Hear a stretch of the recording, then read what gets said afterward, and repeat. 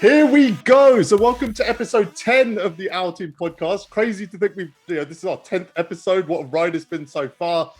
Guys, we've got Killzamoi on the podcast today. How awesome is that? I've been chasing this guy for like 4 or 5 weeks. He finally said yes, so we get to speak to him. I've been watching his content for years. I'm super excited to speak to him. Like and subscribe as always, guys. Like, this stuff is free and it really helps us get momentum and keep this thing going every single week. We've started streaming as well. We do an OurTeam reaction stream and a guest announcement every week. We were doing them on Friday and Monday, but we've moved it to Thursday and Sunday now because we're basically going to try and get the podcast out on Saturdays moving forward. Hopefully I did that, and as you're watching this, it's Saturday. That's what I hope. And also, obviously, leave a comment. We want you guys to be as engaged as possible in what we're doing. This is our team. It's not about just us three or the guests we have on. It's about all of you as well. So drop a comment on anything you think, anything you disagree with, our controversial takes, all of that stuff. And we're going to do some awards later because it's end of season. So we're going to look back at some of the cards and probably fight over who the best cards are. Yeah. Josh, how you doing, man? You chasing D-Rob this week? Yeah, I think last time I was on a podcast, I think I said I was at like 20K. And I could have been at 100K, really. I could have been at 100K already. But I've actually been grinding, and it's actually been the easiest thing, especially with 2K dropping at moments with, I believe it was like Dame, and we got Anthony Edwards, that content release, which we'll go over later throughout the video. But yeah, like that XP drop, I think that's like almost 9,000 alone. And then I just had to do the stuff I was already doing. So like you said, man, they made this season They made this season easy to grind. Oh my gosh. You got there. It's fun. Yeah, I agree. Yeah, we'll touch on that in a bit. I think that the ease of this grind, and hopefully they don't mess it up. Jaquel, you said last thing you said to me is you're bored of using my squad. So where are you at right now? Yeah, it's been a bit of a using Jazz's squad. So like, I'm sure most people have similar squads to Jazz now. I don't know if you guys find this game that enjoying at the moment. Like, it's not like I'm not even using my favorite kind of cards. I'm just using the really, really good ones, and it's just honestly a bit too easy. Like, Jazz's squad is crazy though, but like, yeah. So like, yeah, I might have to start a new no money spent series, to be honest, like something new, legit. Start over again. It's a big deal for you to say you're getting bored with Unlimited because you're like Unlimited's biggest fan. But like, I can see like you're going out of your way to try and make it interesting. Like Donald and Luka just left out in the cold. You got D'Angelo Russell and Russell Westbrook running point guard. Like, I'm just trying to switch it up. So that's just Unlimited's it's in a very weird spot for me at the moment because that's my favorite game mode. But I've not had much interest in it in the last couple of weeks because it's just ready for nothing. Next season. Yeah. Josh, what did you say? You were 80K, Josh? 80K. No, I'm at 73K. I was at like 24K a few days ago. Yeah, this grind was so easy, man. Jeez. It was. I've barely been trying. I'm procrastinating with doing it because I know how easy it is. But I'm definitely gonna try to get the extra 20K tonight on stream. So be sure to catch that. Yeah, catch that. His link is on the screen somewhere. Make sure you stop by on all of Josh's streams. Cool. So we always start with a question. This time it's not actually a question. It's a question I've come up with that's inspired by 2 different comments. One is something that DBG said last week, and 2 is a comment that Gerard left on my last video. Do you think 2K21 is more about competitive play, comp play basically, or card collecting? What is the game mode more geared towards, in your opinion? I think it's actually competitive play because last year it was more towards like card collecting because at this point in the year, somebody would have had Galaxy Opal Anthony Davis and Galaxy Opal Wade from just opening packs, like nothing else but just opening packs because how they had the different card collector levels instead of like, season rewards. So I think this year is more about competitive play, being that they added the 1% to kind of get people in that competitive mindset. So I definitely think they're kind of shedding light on competitive play this year. Yeah, I still think it's collecting. It's still collecting though because so many people play this game that don't even touch Unlimited. So it's more collecting to me. Yeah. Still. It's a hard question to answer because I think the answer is both. I think both have been exaggerated, right? Like competitive play, we've gone from 12-0 to 68-0, right? And we've got more competitive modes like limited, right? More 5v5 modes. So I think it's more competitive than 2K20 was. But I think it's way more about card collecting than 2K20 was as well. The XP agenda grind just says it all, right? Like the whole season is really geared towards collecting a card, and it's not about winning games to get there.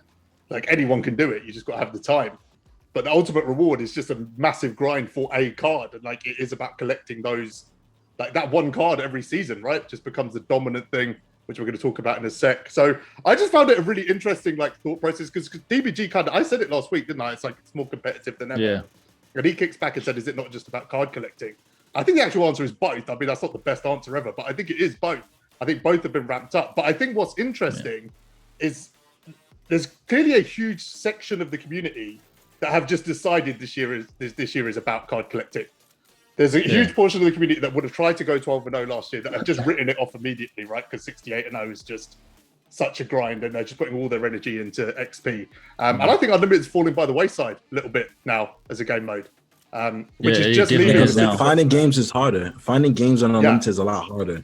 Normally, you load up Unlimited, you find the game in like 2 seconds. Like I could go on 20 right now. This very point in the year, go on 20 right now, and I find the game in less than 10 seconds. Yeah, I think people are definitely getting like turned away from the whole Unlimited experience. Yeah, you're absolutely right. Like up until about a week ago, 2 weeks ago, it's never taken me longer than 10 seconds to find a match. Now I'm lucky if it happens within 5 minutes. If you go back and watch my like last 5 videos, they're all like 5-minute load ups. But I think the thing is, like, it's literally just a mode for Super Sweats now. There's only 2 people playing Unlimited now. Someone who's playing it for XP or an absolute Super Sweat. Because everyone else can kind of get their fix of every other game mode, even if it's 5v5 and limited and things like that, and have just switched their focus to the XP grind. So I think ultimately, the game has shifted towards card collecting a lot more. And they release challenges every day, right? You complete this set of challenges, you get Donovan Mitchell and Clyde and things like that. I mean, people are generally spending the majority of their time trying to collect a card. Whereas last year, I spent 80% of my time on the game trying to go 12-0. We're playing. No, literally. Yeah. You spent 80. I spent 100% of my time on the game trying to go 12-0. Yeah. Now I couldn't do it for like the 2 months of me trying. Yeah. Like, it was. I mean, the only 2 things I did last year were play Unlimited and play TTO. I literally did nothing else. That was a whole game to me. Yeah. I just opened packs and tried to go 12-0. That was it. You opened packs. Open pack. Yeah. All right, guys. One more thing before we get into the week's content. Did you see the 2K blog this week? No, I didn't actually. So they said season 6 is going to be peculiar. Yeah. I did see that. Yeah, but I heard about it. What does it even mean? Like, how do? It's a lot of speculations. A lot of people are saying that since I think it was season 3, or season 4, they promoted the idea of getting an extra like past level 40 to get like extra rewards. Yeah. So that's what a lot of people are speculating. Me personally, I don't even know what to expect anymore because 2K said they had a big announcement day 250K. The big announcement is a coach with a 10+ boost, which is, I mean, it's a big announcement, but it's not something you hype up like that. It's just new content. You know what I'm saying? So you never know with 2K. Just on that, I'll come back to this subject in a second, but someone left a comment on the podcast last week that said, what do you think would happen if those coaches gave your entire squad unlimited contracts every time you use them? And it blew my mind. I was like, literally, if that was the case, I would go get these coaches. Imagine not having to spend a penny on a contract for the rest of the year. And it doesn't matter what you use either. You could just switch it out. Exactly. Doesn't matter who you use. Like all dark matters, and you're never spending a penny on contracts or diamond contracts. Or that's so overpowered. It's worth it though. With the amount of money you the amount of MT locking in for that would definitely be worth it. Every game you play would be 100% profit. 100%. Amazing. Yeah. You could like the money you made investing. You could probably play unlimited. Who knows how many times? But make that back. Just flip the MT. Yeah, that'd actually be dope. Yeah. The peculiar thing, like back to that for a second. I think that's a really good take, Josh. I didn't even think about that it might be a longer grind. Interesting. Like especially people are kind of getting D-Rob so easily. Sounds like a very 2K thing to do to make it longer and more difficult. They actually tweeted about that, like going past level 40. They did, right? Yeah. And they deleted that was 2 seasons ago. Yeah. So I was like season 3, right? Season 3 when we got raid. They just acted like it didn't happen after that. Like just classic. It's just like we just didn't say that. Like this just is what it is. Deal with it. So I think peculiar means like out of the ordinary, right? So I think it might be out of position cards. I've got a feeling the whole season might be based around out of position cards. Like, you know how we've had Age of Heroes and all of this stuff? Yeah. I think it's time too, you know what I mean? It's probably time. Like we're just gonna have to get used to it and kind of just swallow that tough. That's a tough pill to swallow, man. But it's happening. y'all are saying it's a tough pill to swallow, but I don't think we really fully understand. Like how. Like I'm not even worried about point guard LeBron because you could just play him like a regular point guard. Ben Simmons is literally hell. Like he doesn't even need to shoot, and he could just run to the rim. It doesn't matter who you put on him, and it's so bad to the point where I see people in tournaments playing like, you know how with Ben Simmons you got to play him free throw line with your best defender. He would literally sit there dribbling at the free throw line, wait for the 3 seconds to come, so you have to move, burst, full speed burst in mid range, and it's like, all right, it's creative, but it's like nobody wants to deal with that. That's a part of the reason why Unlimited is so dead. Like, all right, I understand Ben Simmons, he's a tank, but like at least make him suffer for not being able to shoot, because you have big men out there who can't shoot and you don't get bored at all. Why is Ben Simmons, why is he above that rule? You know what I'm saying? Like, all right, he could be OP, but like don't make it to the point where it's like he literally just can't, there's no answer for him. There's always been a card like that, right? Like Ja Morant was the first one, wasn't it? Like that diamond jar, like you just couldn't stop him at the rim. And then we had Ben Simmons, and now we've got Derrick Rose. Like I can't stop that card at the rim either. Like it's one after the other. But yeah, I mean, I was literally in my head just thinking about the types of cards we could get, like a point guard AK or something like that. Like if all the rewards, are out of position cards, XP grind, limited, unlimited, everything. Like that just opens up a minefield for next season. Yeah, for sure, but I don't think we're ready for what's about to come. But I don't think anybody's ready. And I feel like one of two things just happened. I think either I guessed it right or I just inspired them to do it. One of the two. Like, either way, the community is gonna blame us. So if you want to blame anybody, blame Jazz and Jazz only. I'll take responsibility for my actions. That's fine. That's cool. All right, guys, let's talk about this D-Rob. Best card in the game. Yeah, easily. Not even close. And there's Dark Matters out. It's not even close. Actually, we should be happy they didn't make him a Dark Matter because, oh man, he is ridiculous. That probably would have gave him half range. God, oh man, that's bad. Well, not bad, but that's just like scary for anybody going against him. You might like if there's anything you want, like if there's any season reward you definitely need to have going for, it's definitely this one, because you miss out on D-Rod, you're down bad for a while, because I don't think we'll see another 7-footer moving like that, like for a while until we get Kareem. 7'1". Yeah, he's been he was like, I played probably 6-7 games with him. Wasn't even really trying to just go to him, but he was just, every time I got the ball to him, he would hit full whites. I wasn't even really greening much, but his shots, one of the best I've felt on the game, easily. It is so really, nice. really good. It's so great. It's so good. It's funny, like I obviously released a video a couple of weeks ago saying that when this card comes out, there's no coming back from that, blah, blah, blah. And not only did people in that video say he's not going to be good, like immediately, when he dropped, like when people are actually running and people were sending me messages going, oh, you were wrong. I'm like, what card are you looking at, dude? Like, what are you looking at? Have you used this card? He felt like a demon, like all his block animations and stuff like that. His player build is just freakish. He's all over the court. Like he's the perfect center right now. Like he's perfect. Ridiculous. He's ridiculous. He might be the answer to. Well, actually, I never tried guarding Ben Simmons or D-Rob. When I get D-Rob, I'm gonna try putting him on. I think he might be the only one to slow down Ben Simmons. Like he's big enough. Hall of Fame clamps. If Ben Simmons, if he can't stop Ben Simmons, I don't know who can. But if you looking to stop Ben Simmons, go get D-Rob. Seriously speaking. Then you're going to put Don Ole on the other guy's D-Rob. What I do is I move every position down. So if the center's guarding the 1, then the 1 guards the 2, and the 2 guards the 3, and the 3 guards the 4, and the 4 guards the 5. Let's move down. Everybody Genius. Like that. Genius. Cool. Right. Let's get on to what has never been a controversial subject on this podcast, which is limited rewards, because Pau Gasol has arrived. I'm going to let you go first, Josh. What I'm going to say about Gasol is, out of all the limited rewards, and it's not because he's most recent, he's by far the best one, because he's one that's actually not outdated when he came out. You know what I'm saying? And then we didn't have to get a quick release update for him to be usable again. Pau Gasol, perfect center. And if you don't go for D-Rob and you get Pau Gasol, you'll be pretty good for the season. Gold clamps. All right, whoop-de-doo. It's a free card. He moves amazing. His jump shot is not as bad as I thought it was going to be. Showtime animations, come on now. Like, what can you really say? Like, he's literally like Kevin McHale, but 7 foot. Literally, Kevin. I wish everybody could see Jazz's face right now. Like, and then Jazz may not agree, but let's just remember Jazz is the same one running Diamond Larry Johnson. Let's just keep that in mind, everybody. No Diamond regrets. Johnson. Did you just say the words, if you don't get D-Rob, just get Pau Gasol? Yes. Start below. Yes, I did just say that. You could just swap those out. No issues. No. When I'm saying that, I'm like, if you don't feel like grinding for D-Rob, get Pau Gasol. You know what I'm saying? Not everybody wants to sit there and grind 150k XP. Because I damn sure don't feel like doing that anymore, but I'm still going to do it. But if you don't want to do that, go for Pau Gasol. Easy to get one. And you said he's not outdated?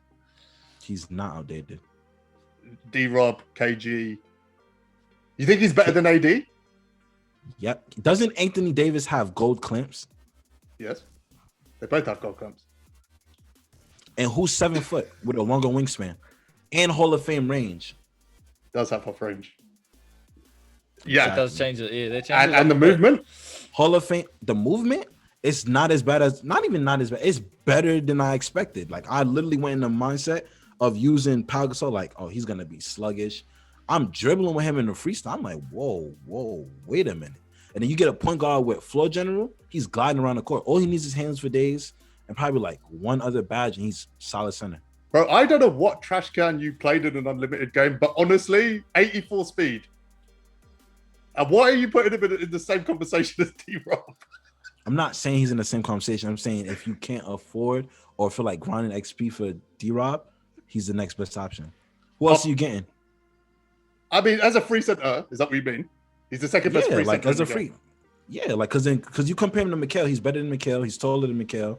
He has Mikal. I know Mikal doesn't have Hall of Fame clamps, but like literally, he's like the Mikal but taller. Literally, what he is.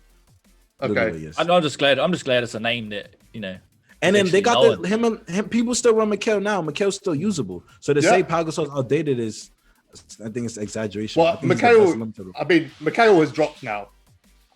D-Rob is better. KG is better. Dirk is better. KG's a power forward. KG's a power forward. That can run center, yeah. But we're talking about centers, because when we did the talk about Luka and but you were wrong about that. Luka's I was exactly, and I was wrong. And I was wrong. But Kevin Garnett is a What is Powell's primary position? Is it center? Center. It's literally center. His primary position center. KG if you doesn't count. Power forward, because when you look at people who do tier lists and they rank them by position, they don't like when Ty does point guards, he didn't put Wade in there when Wade was still like the best guard at the time. This isn't a Ty Debo tier list. But it's technical, but it's technicalities. Like I didn't realize Ty set the threshold for how we evaluate. It's just an example, but still, like somebody like Ben Gordon wasn't put in the top 10 point guard list. Okay, I did a gameplay on Power today and I posted it. He's not making my team. He is not making my team. Every card in the game. You have every card in the game. I don't expect him to. Hold on. I have 2 cards in my squad that are viable. Luka and Dirk. That's it. Exactly. When I say you have like every free card, like every free card, yeah, fair. So exactly. Like you have D-Rob, so you don't need him. You're gonna get him. I guarantee you're gonna have him before the season's over. You're gonna have him before the season's over. Hashtag I guarantee. But at least now at least for limited, we have top 5 point guard Russ, top 5 center Pau Gasol. Gasol's top 10 easily, top 10 center. Because you nobody could say and name 10 centers better than Pau Gasol right now. I agree with you that he's top 10. You can't say a top 10 card is not usable. I love how smugly you said that, like I wasn't going to agree with you. I do agree with you. I do agree with you. I agree with you that he's top 10, but he's not top 5. No, maybe 5. But I think it's such a gap, man, between D-Rob and him. I don't understand how D-Rob is the best card. But it depends. Yeah, but the gap is huge. The gap is huge between those 2 cards. It's huge. D-Rob's gap with everybody is huge right now. He's the best card. Yeah. I'm not even trying to exaggerate. But if we go next gen, okay, I'm gonna do a gameplay today of Pau Gasol on next gen, and I'll show you what I'm talking about. No, when y'all see my gameplay drop, you're gonna see 2 rage. Guys, how many rage quits you got with the Pau Gasol gameplay? How many rage quits? I just played a game of TTO. You play. See, you can't show him. You can't show he can really do and he green 2 threes as well. Oh, what am I? I'm thinking he used the full. He took the easy. Listen, there was one point I used him a full literally, game. Tried to you know how a bus turns in the street? That's literally what Pau Gasol's lateral quickness felt like. I hated that card, man. I'm not using him. I know people are high on him. And his jumper, like the hype. Listen. Very quick jumper. I was excited. I was like, they held back. The jumper's on very quick. I don't even know what that means. Like, does he shoot before I press the button? What does that mean? I was hyped. I went into freestyle and I went, it's just the same as every other shot in it. Like, it's not even that. It's not. I don't think it's quicker than half the releases in the game. It's usable. It is usable. And then when you're that tall, like it's like you get it. Like you could shoot over guards. I hit a tough shot on. What I hit it on, but that's what I mean. Like it depends on how you use him. How you like me? I wasn't really trying to dribble with him. I did a few plays. I really use him as a pick and pop center, and that Hall of Fame brick wall gets you open. Just having him as a threat out there with Hall of Fame range, I feel like it opens the floor. So like somebody who's probably can't afford a Jokic, or has like Cat, you throw Pau Gasol to starting one. I mean, him and Cat are the same card. They both got Hall of Fame range, gold clamps. You can do the same thing, and Cat is good. And he has a 60 ball control. Cat's better. I would rather run Cat than Pau. You're telling me because of his movement, he moves better. Cat has a 60 ball control. Like Cat is literally on my team. There's just no way he's better than Pau Gasol. Yeah, he doesn't move like his stats though. That's the thing. Like you can't teach height, and there's no way. Like they're literally the same. One is taller. Why wouldn't you go with the taller one? We've started another 5-week conversation for sure, right? I need y'all to comment down below. Comment down below. Who is better, Pau Gasol or Cat? That's it. Comment down below. Yeah. Start that up. I'm happy to have that conversation. Team Pau or Team Cat? Team Pau. Okay, let's take the emotion out of it for a second. So, considering they held back, right, which we think we inspired, right? I think that's probably facts at this point. Considering they held back, is it as good as it should have been? Considering they held back, the limited. Yeah, sure. They could have released any card they wanted today. They had literally held back until 5 minutes before limited dropped. Is this the card that we should have got? I think so. With the history that we have with limited, a lot of times the card comes out, it's like, all right, he's gonna be usable for like 2 weeks the most. Pau Gasol, you could get a good 4 weeks with him, even with the other centers that might come out. Because if you think about this other centers that could really come out, we have Yao Ming already. We have we don't have a Yao Ming with a shot yet. But I mean, even if that comes out, he's probably going to be a glitch card. We have Anthony Davis already, Galaxy Opal. We have David Robinson. Only other center that could really come out and probably affect him is Kareem Abdul-Jabbar. Other than that, like big men is kind of rare in this game. Like it's really not that many great big men. It's like kind of limited to like what you can use. So I feel like for the card that we got and like what's in the game right now and what they're known for doing, I think he's pretty good. Limited award. He's one of my favorites that's dropped. That's the only card I regret not getting. Yeah. Okay. So I'm going to finish this. So basically, when these cards drop, we have the same reaction every time. I was excited about Aaron Gordon because he was good when he came out and he was competitive on the day he dropped. So was Jalen. So was Russ. Russ was like the lowest of the lot, but apart from Ralph probably. But Ralph was horrible. I think it's exactly the same thing happening today. I think Pau is okay in the game right now, like B+, right? Like that's kind of his ranking. And I think within 2 weeks, he's going to be completely irrelevant. Yeah, I think it's going to be that's all the over problem. again. And there's the problem. He's going to be out of that top 10 in 2 weeks because they're going to You release say so you can many run it for good players. 4 weeks? I ran Mikel for like, how long has it been now? Like we got Mikel last season. But when Mikel came out, dude, like on the day he came out, we didn't even have AD yet. Yeah. But I'm saying like in terms of like comparison. When Pau came up, we have D-Rob. Is Mikel still usable today? Usable is the right word. Yeah, he's still usable, but he's not like if I was to pick, I could probably pick 5 centers above him, which is a problem. But that's the thing. Like with Kevin McHale, like if you look at the stats, Kevin McHale and Pau Gasol are similar, but the difference maker is half range, and people don't understand. Like half range is like a huge difference maker. Like bro, but how many cards in the next 2 weeks are going to have half range? Like. Yeah, exactly. That's why you can't use cards with gold range, and Mikel has gold range. That's what I'm trying to say. Like, I'm not arguing with you that Mikel's like relevant anymore. Like, I'm saying Pau's going to be outdated in 2 weeks. Like, Which is a redundant, problem. not even What do you outdated, mean? Shouldn't be. redundant. No What one's do you gonna mean be running it. What do you mean by outdated? Like, I think once we when I have hear outdated, I Bob think 3, of unusable. like, I just think no one's gonna be running it. Yeah. Which is a problem, bro. It's These just the history these of cards are limited. supposed This is exactly to how be. we felt every time a limited reward came out, which is why I'm refusing to feel like that now. If I'm wrong, I'm happy to be wrong, Yeah. but I don't think these the cards card should is be. strong enough to make that argument. Yeah, and they're supposed to be, cards that we use for ages. Like that's how it should be anyway. Otherwise, what is the point in grinding for him if he's just gone straight away? Limited is a troll, There's bro. a streamer. You guys know Rel, right? He literally has like the most expensive team you could ever have. Yeah. And you look at his backup point guard, he's running at the backup one. Russell Westbrook.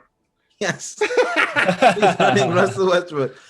I mean, I guess it depends on the people. Like, there's probably no money spent players probably like him. Absolutely. I feel like he's still good. Like brick. I think the limited reward's always been good for like no money spent players, but not like something to be excited about. It's just someone that can be in your squad.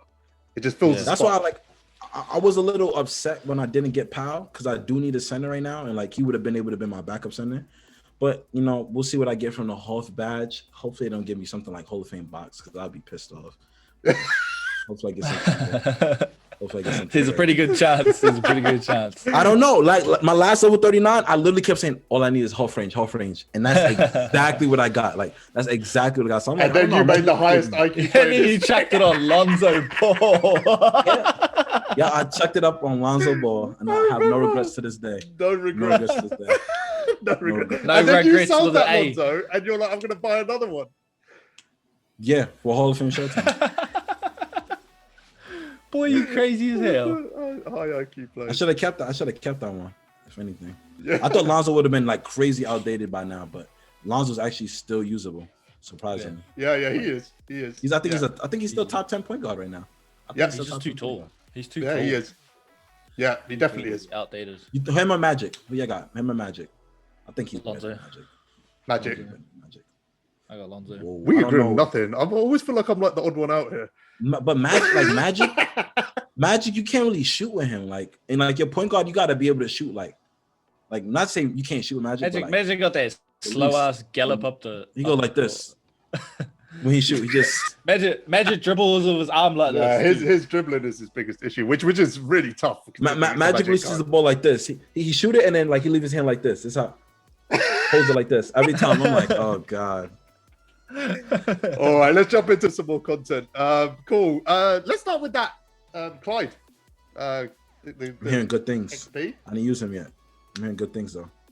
Yeah, I didn't you get to tried use him. I seen him on your team. I wanted to do a gameplay on him, so I didn't use him while I was trying out D-Roll. Cool. So yeah, I seen he looked insane. I used him for a few games. I lost a couple of unlimited games. He was on the team. I was missing shots with him.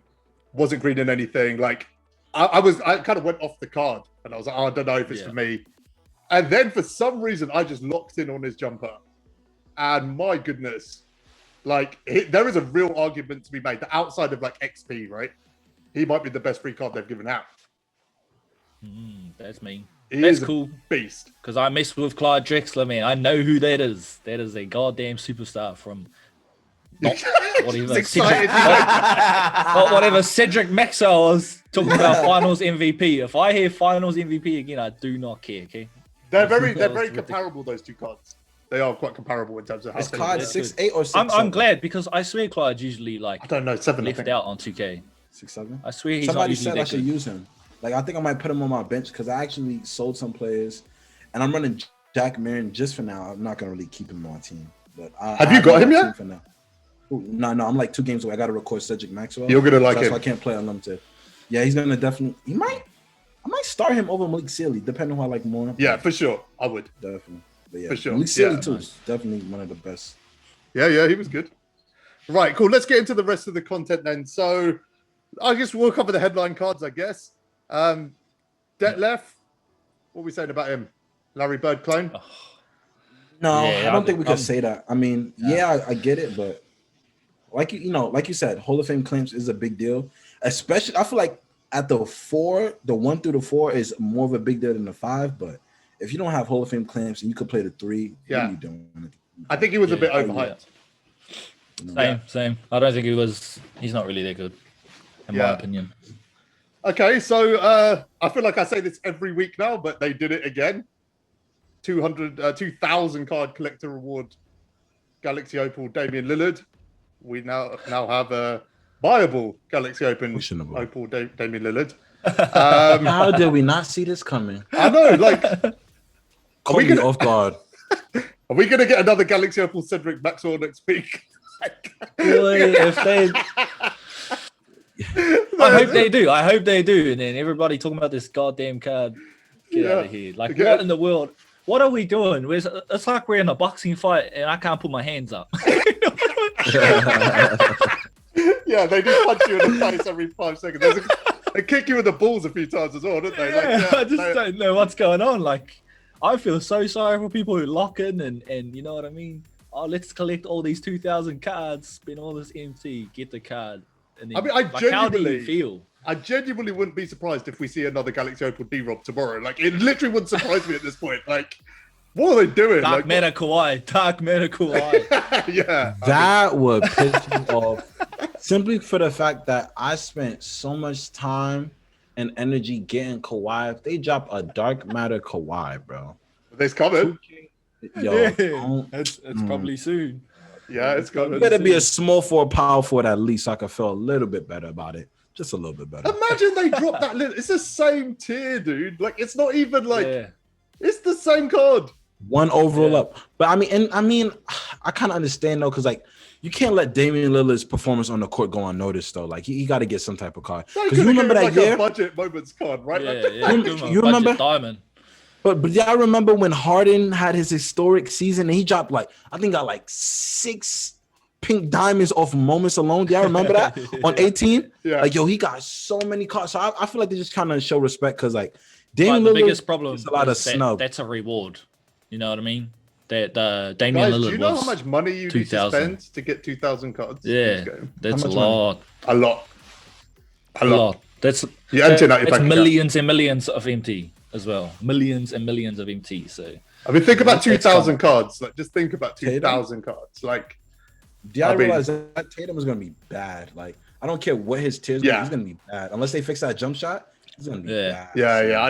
I think anyone who's got 2,000 just gave up on that already. I don't see how you make him much better than a Kawhi or something. You gotta make the only way is you change that jump shot, that set shot. I don't know why it's in the game.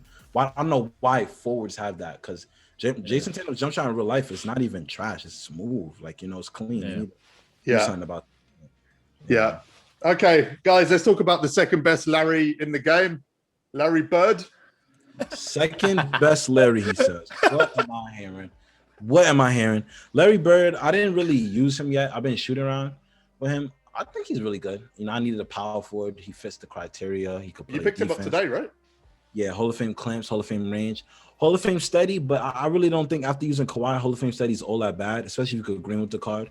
And if anybody used Jack Marin, you're going to be green with Larry Bird. Like, it's the same release. Is it? You're going to be green with Larry Bird. Is it really?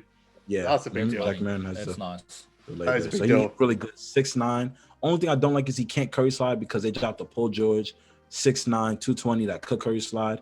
I mean, hey, 2K is going to do what they want to do at the end of the day, but it would have been nice to see that. Other than that, he's a good card. It's because Larry Bird's knees can't handle the carry slide. Wait, and Paul George can? Didn't Paul George break his leg? Yeah, now he's bionic. Now he's bionic, man. That's interesting you say that. Like, so I've got Wes Unsold at power forward and D-Rob starting center. Then back up. That's a huge gap difference. You don't feel weird about that running like a 6'7" power forward and 7-foot jump? You don't feel weird about that? Have you tried out Wes Unsold? Because Wes Unsold is a goal. My Wes Unsold is amazing. I probably won't get him. I don't know if I could do that All-Star Spotlights thing. Do it. I said this in my last video. Make it a priority. Josh, if you haven't got Wes, go get him. Josh, what did Zion do to you in real life, bro? Because what do you mean? No. He's got the same you hating on anyone who's Zion's size at power. No. Right 6'7". No, I don't mind. I don't mind running because I use Wes in the past. How tall is Larry Johnson? Larry Johnson, 6'7". But he's horrible though. Like his jump shot. There's something going on with him. Let's move on. 6'7", boys. Before my feelings get hurt. But wait, no, it's not because I literally run Draymond Green. You're running that donkey at the Say fort. something about Draymond. Say something about Draymond Green. He just did. He called him a 6'7", Hall of Fame range, clamps, intercept, What's intimidator. your issue with the height difference between Wes and D-Rob then? But no, I'm not saying there's nothing wrong, but like, it's just weird to me. Like if I'm running a 7-foot center, I want at least my power forward to be like 6'9", 6'10". Who have you got at center? My center is 6'10" Mikhail, but I don't have D-Rob yet. Okay. And remember, I was running Lamar Odom because like he's taller, even though he doesn't have clamps, he's 6'10". Because like you go against a Giannis, what the hell is West gonna do against Giannis? Yeah, fair. I mean, what I was gonna say is I was waiting on Powell for backup power forward because I've got Dirk at center. And I was going to run one or the other at power forward, but yeah, I'm going to pick up Larry Bird because Dirk. What's Dirk's Powell's a speed? trash can. What is Dirk's speed? Well, what did I say? I don't know what Dirk's speed is, but he moves. I don't actually know what it is. I've got a shoe on him and stuff as well, though. So I'd have probably ran Dirk at the 4 if you did try running that because like Powell's too slow to beat a 4. Kevin Garnett, I think that's the way. How fast is he? I literally didn't know what the card was, right? Like I was just waiting on the info, but I don't really like Kevin Garnett. I'm not too big on him. I mean, for a dark matter, I feel like he's underwhelming. Yeah, I mean, we'll say KG for later because we're running out of time. We've got to speak to Killzamoi, but we'll have the KG versus D-Rob debate straight after we speak to him.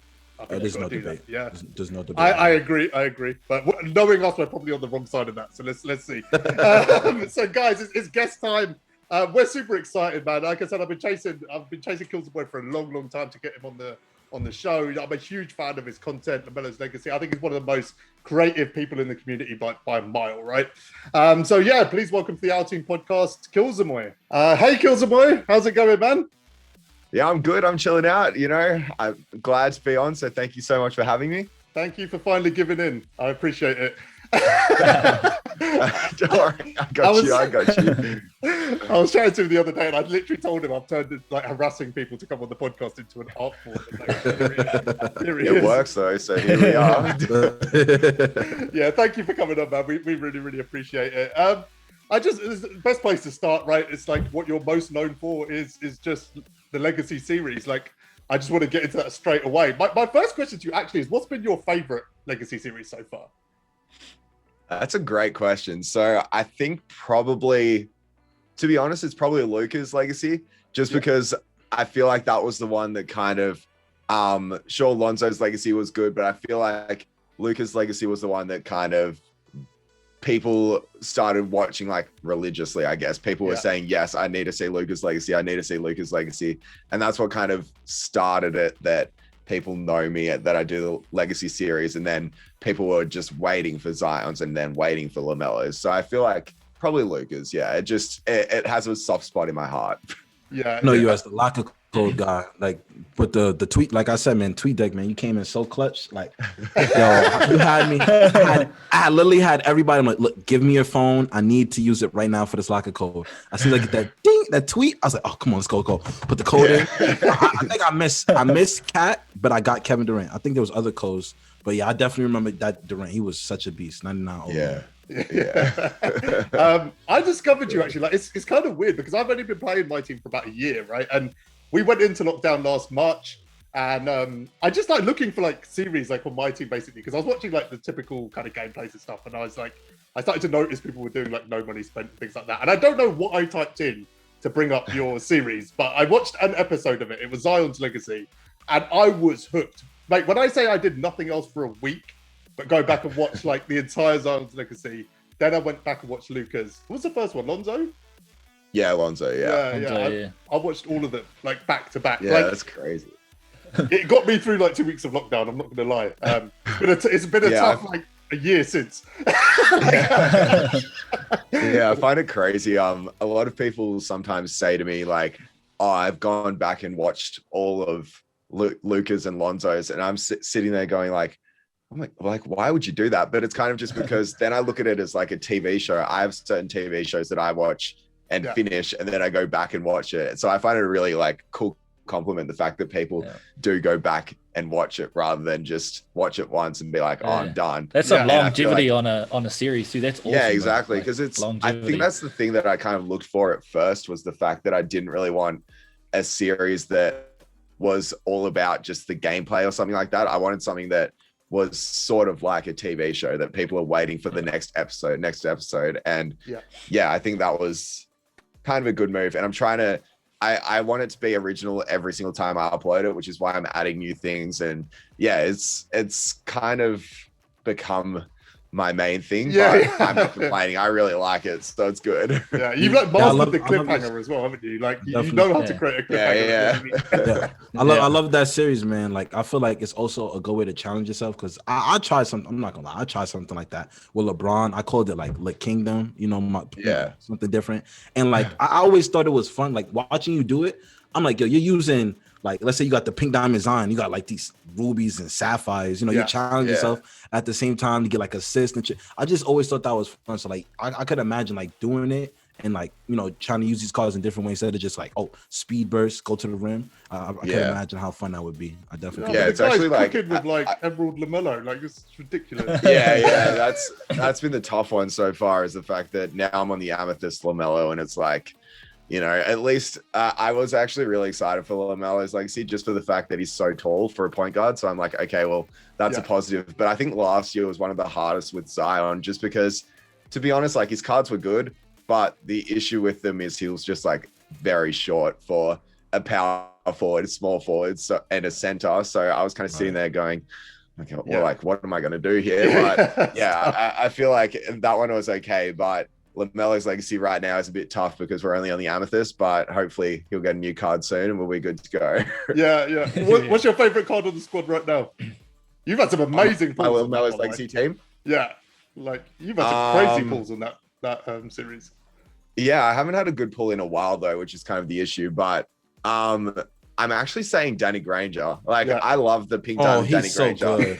I find it, like, literally I was playing with him on LaMelo's legacy and I'm like, I love this card. And then I went to my budget squad series and I said, I have to get him. Like, there's not another card I want because he's just so good for me. So I love play on next gen, right? You play next gen? Yeah. Oh, okay. How's his release on that? Is it better? It's so good. Yeah, it's actually like, it's insane. It's so good. You prefer next gen? Yeah.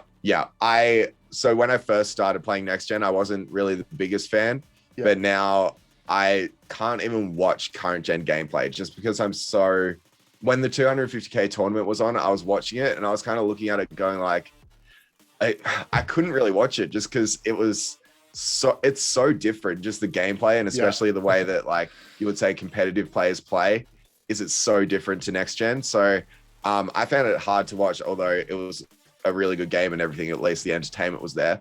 But I found it hard to watch, and I definitely prefer next gen just because I feel like the movement and stuff is a lot better. I don't really know, to be honest, why I like it. A lot of people say that. And the movement is definitely really watch anything else. I definitely hear like the movement is something big, because like I never played next gen, but trust me when I say I hate the burst. I use it because obviously I want to win, but the burst in the game is like, what am I doing? I'm seeing 7-footers they do one dribble move and they just glide, and I'm like, why? You ever played against Ben Simmons on current gen, the pink diamond?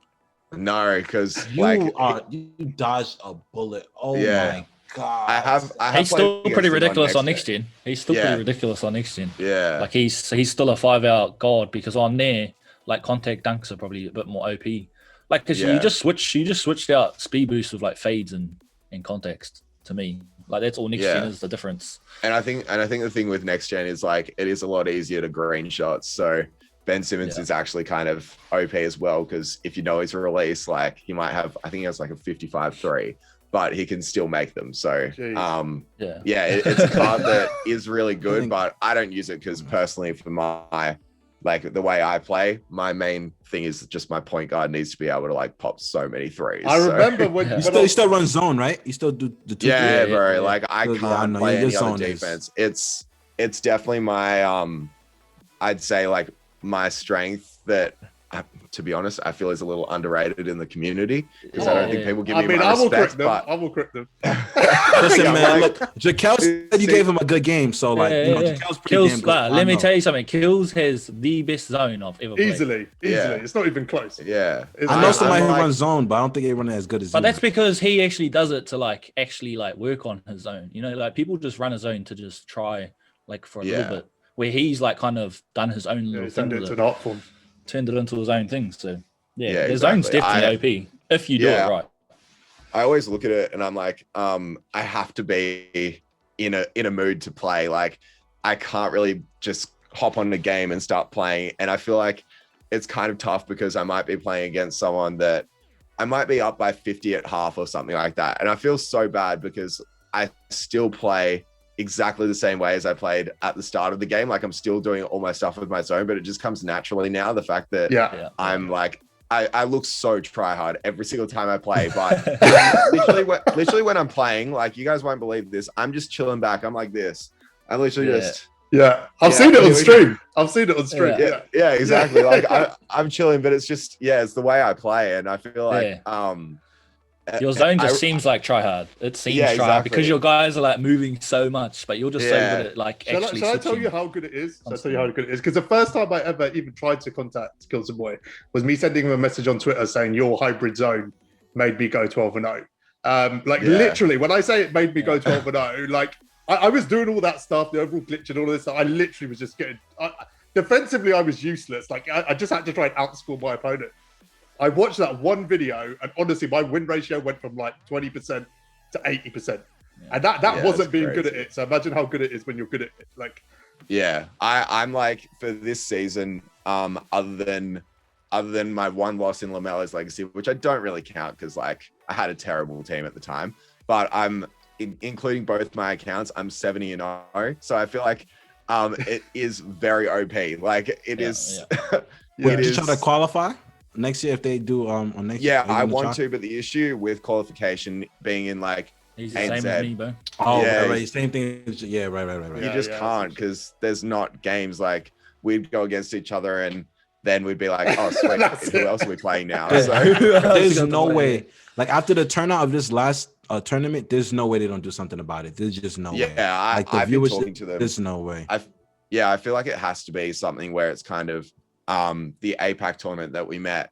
I think it has to be something like that. Is the fact that they kind of I mentioned that they probably should do like smaller tournaments. So there should be like the 250K, and then also there's 20K tournaments, because still $20,000 is a lot for someone to win. Something to go for. Yeah, exactly. I mean, we had Ty on as well, and he was saying like everyone's saying the same thing at the moment, basically, which is there needs to be regional tournaments. Like it's the only thing that makes sense. And then try and play the final on land or however you do it. But even if it's not manageable, do 400K tournaments instead of one, where just the US is just a huge advantage like throughout the whole tournament. Like it doesn't make any sense. 100%. Yeah, it annoys me all the time because like I get asked a lot like, have you been trying to qualify? And I remember back when it first started the tournament, I think it was in 2K19. I was like very dedicated. It started at 4 a.m. Australian time and it went until like 8 a.m. But I came home and I'd just be sitting there and all I'd be doing is waiting for a game every single time I'd play. And I just look at people in America that are just getting games instantly. And after 2 hours of playing, you can't find a game. So I mean, you had a partnership with 2K, right, for the last year or so. Did you ever speak to them about this? Yeah, 100%. It's something that I'm very much, and I still do talk to them about it. Just because I feel like it's definitely one of the biggest things that the community needs right now, because for my team, like you can see how much hype there was around the 250K tournament. I feel like definitely this year for the 250K tournament was definitely the best. Just because like hype and everything, everyone was really excited for it. The viewership was really good. You looked at like DBG's stream and stuff like that. It had so many viewers, and that's just because the hype was definitely there. And I think that's definitely something that could be implemented into any other ones. any other like regional tournaments and stuff like that. Yeah. So Do you feel like they were responding to you when you were saying this stuff? Yeah, they have, yeah. So I have mentioned it to them a couple of times, and they've said that they know and they're trying to work on it. And that's good. I've given them like my advice about doing it sort of like the regional tournaments that like the APAC one and that type of thing. Yeah. Like they did the Play Now tournament. So because the MyTeam, like I find it weird the fact that they have that Play Now tournament and it's actually for a good prize money, but like MyTeam's creates so much more viewership creates and stuff so much like more that. money. Yeah, exactly. Like it creates so much more hype. Even if it was, you know, Ty playing for the regional Play Now tournament, I don't know if I'd watch it because it's just Play Now and I'm going to sit there going like, what's the point of me watching this? Yeah. Like they must make 100 grand in a week. They must make 100 grand in a week on MyTeam. I would love to see them open it up. Like, I don't think people realize, well, I don't know, but me personally, I feel like people don't realize, like, I think you're a pretty good, like, 2K player, like, because most content creators, nothing against them, I feel like most content creators, if they're entertaining, which is something you are, they're not the best at the game. But I feel like you're both, you know, good at the game and entertaining. So I feel like you would definitely somebody I want to see. I would definitely want to see you and Jaquel, like a best of 3 series. I definitely would want to see that. Like, you know, if we set that up. Here's the thing, though. This will happen easily if there's tournaments in our region. There's no 100%. There's no stopping us from ever meeting. But like, and you know what I mean? That's so much content for Killzamoi. Like a lot of his fans, I guess, would also want to watch that. You know, like him actually compete, but he doesn't get to because we got nothing. There's like there's zero. There's nothing. It was quite funny because last season you two actually did play each other, right? Like Jaquel's, I think it was your one loss. He told us. When he told us he played gameplay, he said T-Mac tore him apart. He went crazy. The whole game, he was like, "Oh my gosh!" He said it was like struggling. I was like, "Damn, I would have loved to see that game." Did you stream it, Jaquel? Yeah. Oh no, you posted it, right? I posted it. Yeah, you posted. Okay, just a little bit. Killzamoi posted it as well. I mean, it was literally the gameplay. What did you think, man? Because at what point did you realize you were playing Jaquel? Because he was on my account, right? Like, oh yeah, that's right. Yeah, I think I actually did kind of instantly because you're playing a good player as soon as they pause, like before the game starts, they go over the gameplay. And the funny thing is I don't do that at all. Like I just literally my defensive settings, my offensive settings are nothing. I just hop in and play. But I see so many people do game plan, and as soon as I see that, I'm like, all right, here we go. Here's a sweaty one. So but yeah, I think it was as soon as I saw that, and then when you play in ANZ, and especially it's kind of funny the fact that you do know the good players because you recognize the names and stuff like that. So I obviously didn't really recognize the name because different account, but I definitely recognize the play style. So picked it out just from his gameplay. That's amazing. You've got 2 series at the moment. You've got obviously LaMelo's Legacy, and now you've got the No Money Spent going as well. I mean, that really is it really does demonstrate how good you are. Because I watched last night's episode. You're 21-0 and No Money Spent. Now, I mean, is it just getting too easy, man? Like, well, the funny part, like, don't put a target on him now. You're gonna put the people gonna see this and sweat him now. Well, I'd be down for it because I kind of look at it and I go, personally, yesterday I was playing for the Clyde Drexler and I actually did play a really good opponent, and I kind of looked at it and I'm like, this was a really good game. I had a lot of fun. Like, but sometimes you just are winning by a lot, and it sounds bad the way that I kind of say this, but for LaMelo's Legacy, like I look at it and I always don't really want the most overpowered team. Like it's kind of, it's weird to say that my team got really good instantly because I just had really good pink diamond pools and stuff. But I haven't really had anything since, which is annoying. I haven't even put an opal in it yet. But yeah, I look at that and I'm like, okay, well that's cool. But the issue with it is if my team gets quite good, like above average, then it's just not fun to watch because I'm just winning every single game, every game. And like I might lose one in the meantime, but I feel like definitely 2K21 on next gen has been the best I've personally played for any 2K in the past. Do you want to know another reason why his zone is so OP on next gen is because of the contest system on there. Yeah. Oh, the ghost contest system. I heard about that. Yeah, because it's real bad. Like you'll get like a 20%, and you've probably, if you rewatch it, there'll be no one near you. So like his zone is crazy because everything feels contested. Yeah, well, the thing with my zone is the fact that I don't care if my opponent scores on me. Like I don't care if they get a 3 or whatever, because my whole thing is like, yes, you might get a 3, probably 2 out of 3 possessions, but that third possession, I'll get a steal, and then I'll run it up. And my whole thing is kind of, I say to myself, I have to score every possession. If it's a 2, if it's a 3, it's fine.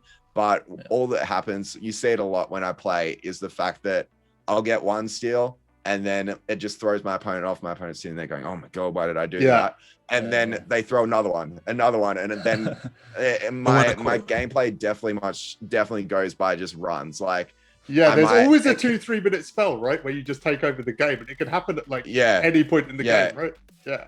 It's never really at the start of the gameplay. Like at the start in the first quarter, it can obviously be really close, and then there might just be one run where then you might see it randomly, I'm up by 20 and stuff like that, just because of those steals and that type of thing. And then they just get frustrated with your defense, do you know what I mean? Because you're just everywhere, and then that's when they just pretty much throw the game away easily. I mean, that's how a lot of competitive people play. Like, I feel like a lot of the competitive people, like, that's something I noticed that Ty does. He doesn't force the 2 or the 3. If he comes off that screen, it's either he's taking that 3 if it's open, or he's going to the basket. And like you said, you try to score every possession. And then if you're a good defender, which you are yourself, and you're getting stops and you're scoring every possession, there's just no way you don't win that game. There's just no way. Yeah. I mean, let's not get this twisted. He's good offensively as well. I mean, he's literally scoring all his points with like a Ruby LaMelo right now. Like, I would actually say, like, to be honest, I'll say I'm quite bad at offense, but the only reason I'm good at it is just because, like, when I get a steal, it's just a fast break every single time. But if actually someone stops that fast break, then I'm kind of sitting there going, oh my God, what do I do? I don't run, literally, I've never run a play in 2K21. I ran like 2 in 2K20. I don't like 2 all time, not even doing them repetitively, just because I was like, oh, I want to try it out. And I never run plays. I hardly ever call screens. And I just kind of play by, to be honest, in next gen 2K21, I just pull deep threes with Luka. But do you remember your King Diamond Steph phase? Do you remember that? Do you remember you on stream shooting threes with your eyes closed? Do you remember that? Yeah, 100%. Yeah. Who was green in it? Steph. What's that? You were green in with your eyes closed? Yeah, the man. I think you need to stay on your service, bro. If I ran into somebody like that, I'd break this controller. I smash into a million pieces. Yo, bro, he's closing his eyes doing this. I'm like, let me see this right now. I'm like, no, I'm out of here, bro. No way. That's so funny. Yeah, I that Pink Diamond Steph, like, for sure has a soft spot in my heart.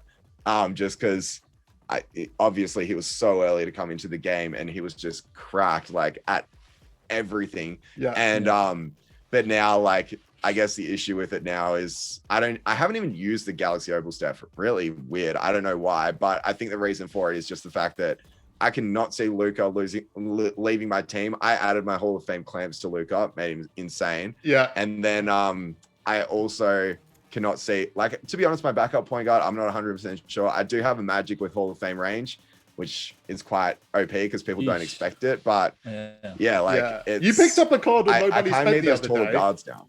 You picked up Navarro. What's that? You picked up Navarro. Yeah. And literally my first thought was, here we go again. Like, I literally thought he's just pull it up. He's threes. Yeah, like because I kind of looked at that card and I really like the stats of it, but my issue with it was the height. But then he has a 6'10" wingspan, and he looks like I don't know, just long arms, Inspector Gadget type thing. he put his hands out and just get like. I was using him for a while. He's really good. Inspector base, he's quick. Oh, he's so good, man.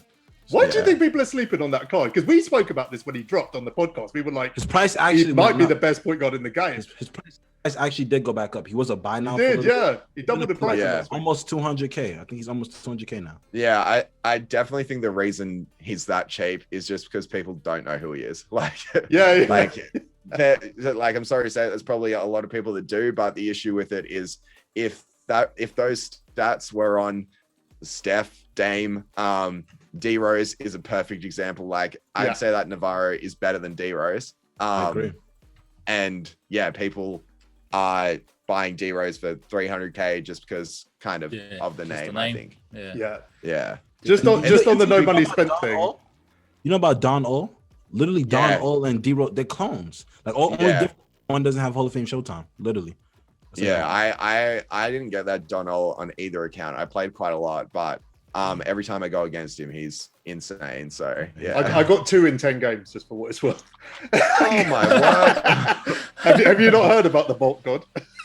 Yeah, well, I see people on Twitter like getting them all the time. The last one I got was, I think, one of the diamonds or something, and it was ages ago. I've played almost 1,000 games of, like, I haven't played as much as some other people, but over my 2 accounts, I've played over 1,000 games of Triple Threat offline, and I've got one of the Vault players. I think that's it. So, my biggest claim to fame is the fact that I'm really good at pressing the button and opening the Vault. So I got Embry, Beck, Dishinger, and 2 Donalds in the space of 60 games.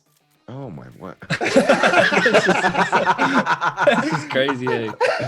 Everyone out there flexing about getting Cedric Maxwell, and I'm like, I can press a button and open a Vault. That's crazy. Yeah, nobody spent. Have you got your eye on any cards? Don't want to spoil anything, but is there anyone you're looking to pick up? Well, I was actually, so I posted my episode yesterday, and I'm very happy with the way I'm playing with my team and stuff like that. And I was looking at it and I was just thinking, like, I have 170,000 MT or something like that at the moment on that account with my team. And I was kind of looking at it going, I don't know what I want to buy with this MT. Like, so I think I was kind of just waiting for a new card to come out or something like that. Just that will be really good for me. I don't know who that is, because to be honest, right now, I think I might get like Karl Anthony Towns, maybe. Yeah, he's good. He's good. I think you should look. Do you have Malik Sealy yet? I think you would like him. Yeah, I do have him. Yeah, I actually just got him off the team just because I very much kind of, my point guard and shooting guard kind of need Hall of Fame range, but I replaced him for Clyde. So I love that Clyde. You like Draymond? Did you check out Draymond yet? Or yeah, I got Draymond. He's insane. I really like that Draymond. I love how he's just predicting his squad here. What's that? No. I'm just naming cars that I know. Like, you're literally naming his team. I didn't even know. I'm gonna definitely check out your series because if you're saying this like a TV show, I'm always looking for something to watch. And like lately on YouTube, there's not too many series out there. That's just it's a lot of honestly, it's stuff. So addictive. Like it's more addictive than opening packs. Like Killzamoi, which one would you suggest first? Which one your no money spent or LaMelo? Definitely LaMelo's. Like no money spent. The thing that I find about no money spent is like other people do it as well as me, but I think the thing that I do differently to a lot of people is I like show everything I do. Like even misses, right?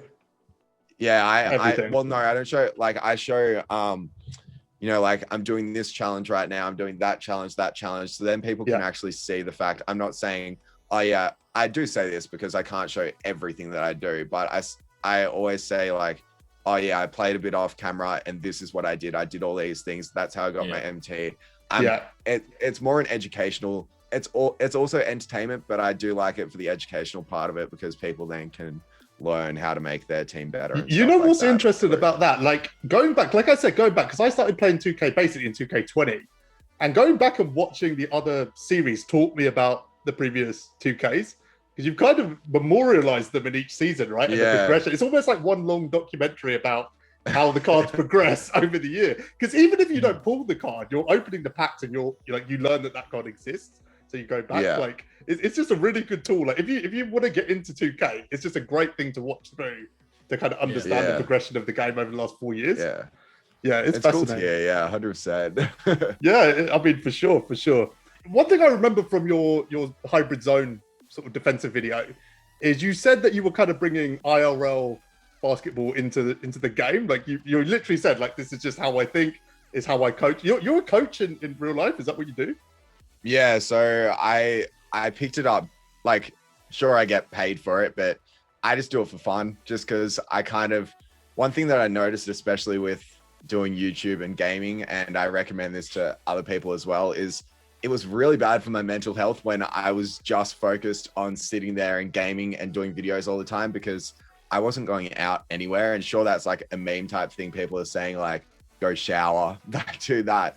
But Yeah. I was like just so dedicated to doing videos in 2K19 around that time that I just kind of not forgot, but just didn't prioritize my actual physical life, like going out and seeing people. So then I started playing basketball. I picked up coaching, and yeah, definitely I noticed with coaching, like it was something that, it's weird to say the fact that my 2K knowledge is something that's definitely helped my, like I'm not the best at basketball, but I will say the thing that I definitely think is my best strength is just my mental, like I always tell my team what defenses to run and that type of thing, and I'm teaching them things that definitely do help, and you can see it by results whenever I tell them. So that's amazing advice.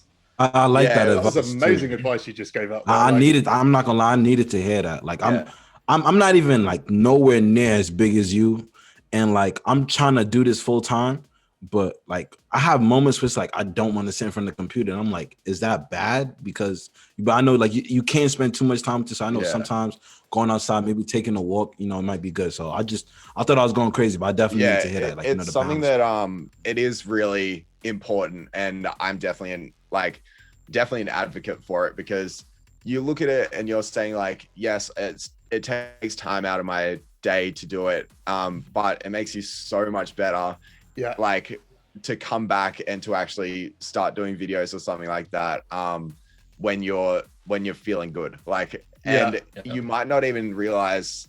For me personally, like I think the issue, this is actually like putting it down on paper, this was the issue for me, was the fact that my life was all about me virtually, and I had everything, like every I didn't have a schedule. Like I would just do a video when I wanted, and then after that I'd go to sleep, do a video, go to sleep, do a video or whatever. But now I kind of, it's a bit more like a normal job, is the fact that I have a time that I wake up every morning at 3 a.m. Well, now 2 a.m. because of daylight savings anyway. And then now I do that, and also I have commitments outside of my gaming. So I have basketball games, I have my coaching, and they're things that I have to be at. And I feel like it's very good for me to have that, because it means, I don't know, you just don't drown in this, right? Yeah, that exactly. means a lot. It's like I didn't really think it was that important. Like that, like scheduling. Like you saying that you, like I know 2 a.m. I don't know if I could wake up that early, but like the fact that you're structured out. Like I needed to hear that, especially coming from somebody who's successful in what they're doing. It kind of can help somebody like me, because like I'm not gonna lie, I just wake up and it's random times while I do this. I don't really have a set schedule. I'm actually gonna take that into more consideration. Wow, like that was really some really good.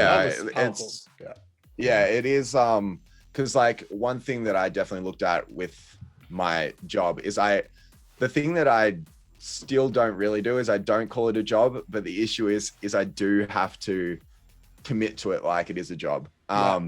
Because in the past I just, as I said, woke up, did a video, but now that I have kind of a schedule and I say to people, I used to just always push my videos back, like for going out and seeing my friends and stuff like that. I'd say, oh yeah, I can do my video later, like it's all good. But now I'll say, sorry, I got to do my video. And I feel like it's just so much more powerful saying that type of thing, because it actually feels like you're working. It's a priority, right? Yeah, exactly. Yeah, it's still weird that I don't count it as a job, just because like it's so much fun and that type of thing. But you have to kind of commit to it like it is a job with your hours and that type of thing. What was the point where that happened? Like, what was the point where you kind of really started to see this as a job? Like, did you work? You worked before this? No, I went into, so I had an internship in public relations for 6 weeks. Sounds that was just that was just to kind of like, it was after I was literally 17 at the time, so I was still in school and I had to come back to where I live now to do my exams, and then I went back to Sydney, and that was kind of how it went. And I was actually recording Lonzo's legacy at the time, and that's the reason why the background looks like a kitchen and stuff like that sometimes, because I was in this apartment, and yeah, it was a bit weird. But yeah, basically that was the only job I've ever had, but I just kind of did that for experience. And I think that was actually something big that I did because as I said, I've never had a normal job, but that was my first experience of it, and I did kind of see the way that a normal job works. And to be honest, it kind of made me look at it and go, I don't want to do this. Like, it was a really good job. Yeah, it was like there were a lot of things that were really good about it, and I did really like it, but I just didn't really like the whole being in an office and that type of thing. It just wasn't really for me. And there are plenty of people out there, for example, my mum, like, she is a perfect example of that's her type of thing and she loves it. But for me, it's just not me. Not for you. Speaking of like kind of getting to that point, we'll touch on the sort of growth over the channel and stuff in a sec, but you partnered with 2K last year. Was it last year? Is that when it started? Yeah, it was officially partnered last year, I think. Yeah. I mean, how did it come about, first of all? Because we had a similar conversation with JD, and his response was like, I was just from the UK and I hadn't played 2K for 2 years. And they sent me a copy of the game and said, can you please start playing it again? Like, that's literally how it played out for him. What was your experience? Mine was kind of interesting, actually. So it was a while ago that I first got in contact with 2K Australia, because basically it's kind of funny that their job at some point is to actually, like, one of their jobs is to literally just find the content creators that they're looking for and invite them to events and kind of look after them. And I feel like 2K Australia actually does a really good job for that. Like, we get some packages and stuff like that US people don't get at all, and it is kind of cool. But so I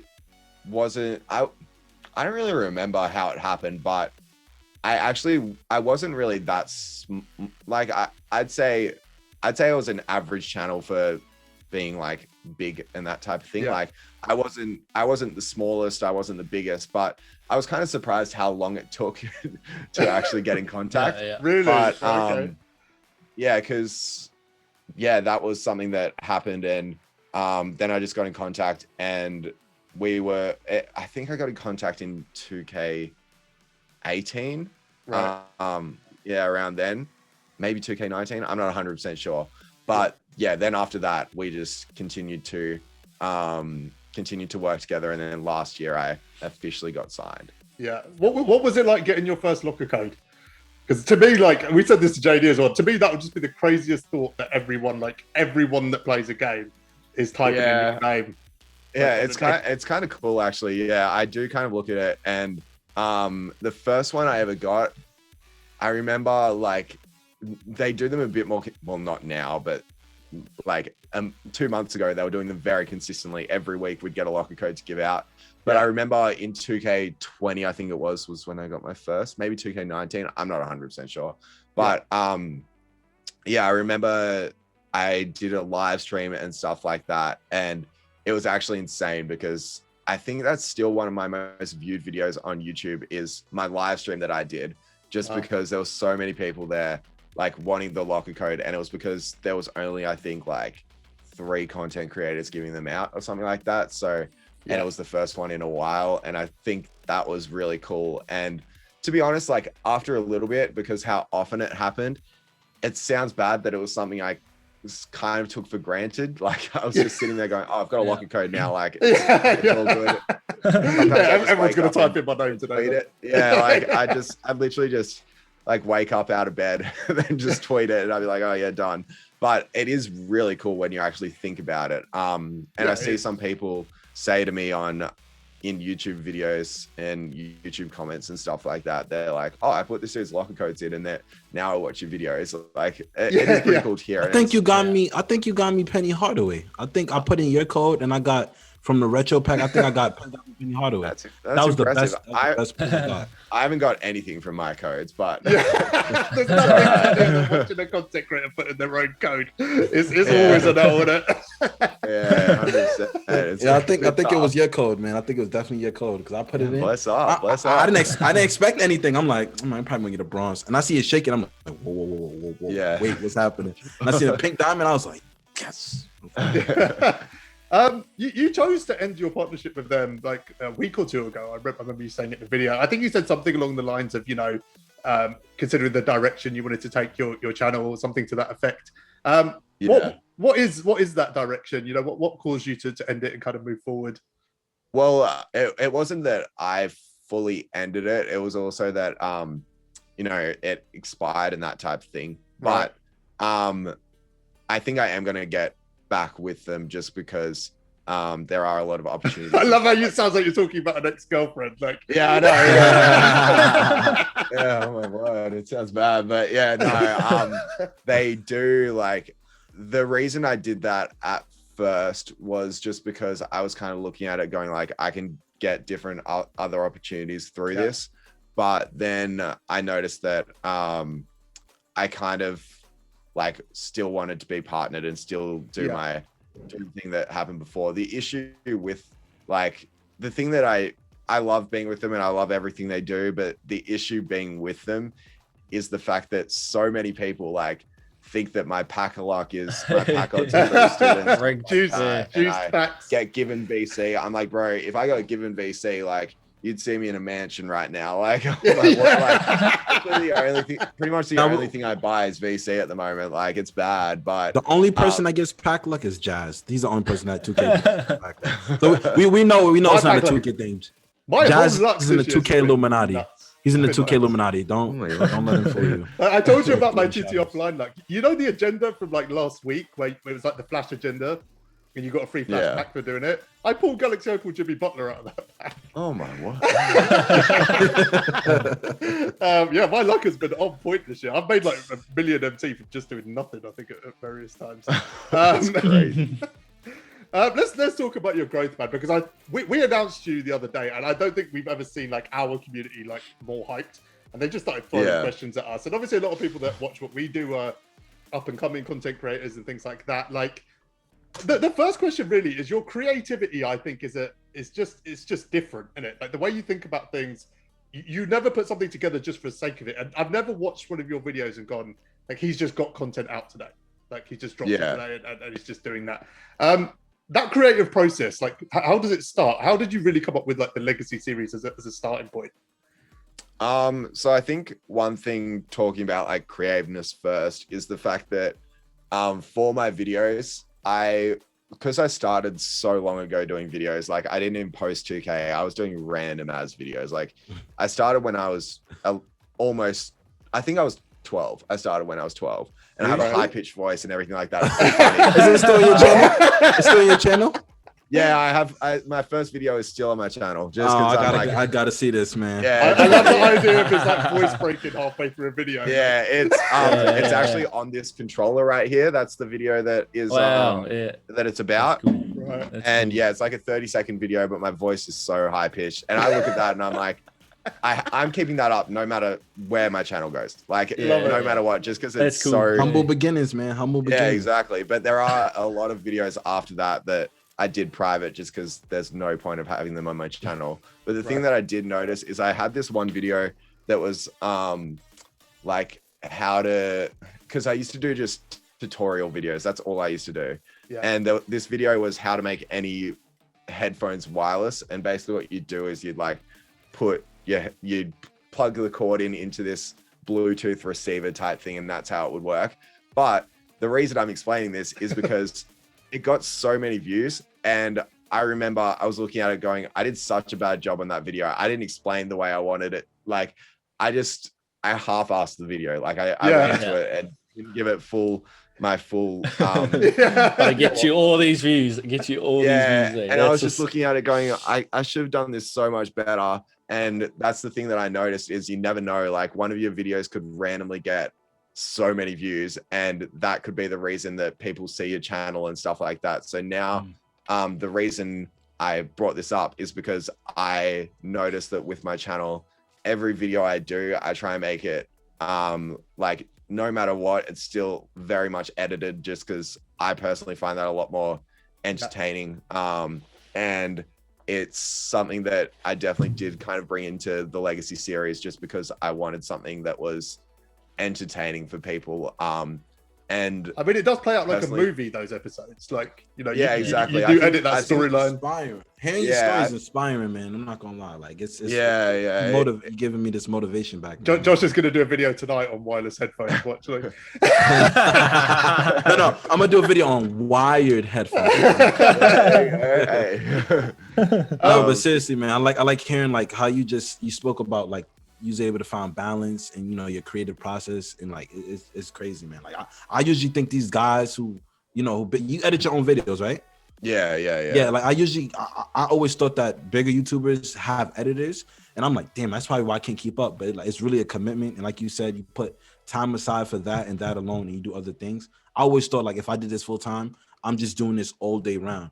And I'm like, there's no way I'm gonna enjoy doing that. So like just seeing that, man, hearing that, man, it's definitely inspiring, man. And I wish you and the best of luck to your channel this year. I could definitely. Yeah, I appreciate you, bro. Same goes to you. Same goes to you. I mean, you're at 170,000 subscribers now on YouTube, which is crazy. I mean, we've had people come on here like the first thing they say is, I want to get to 100,000 this year. Like it's kind of the goal for a lot of people. You got your play button, I'm assuming. 170,000 is like crazy, and I'm not sure if people realize just how, you know, where you kind of rank. If you ranked the MyTeam YouTubers, like you're I know, right? It's kind of crazy. Like, what were the key moments you think that got you from that first like headphone video to 170k? Like, what were those like videos that you felt just pushed you over the top, or decisions you made? Like, if anyone's watching this who's an up and coming YouTuber, like, what was it that made it break for you, do you think?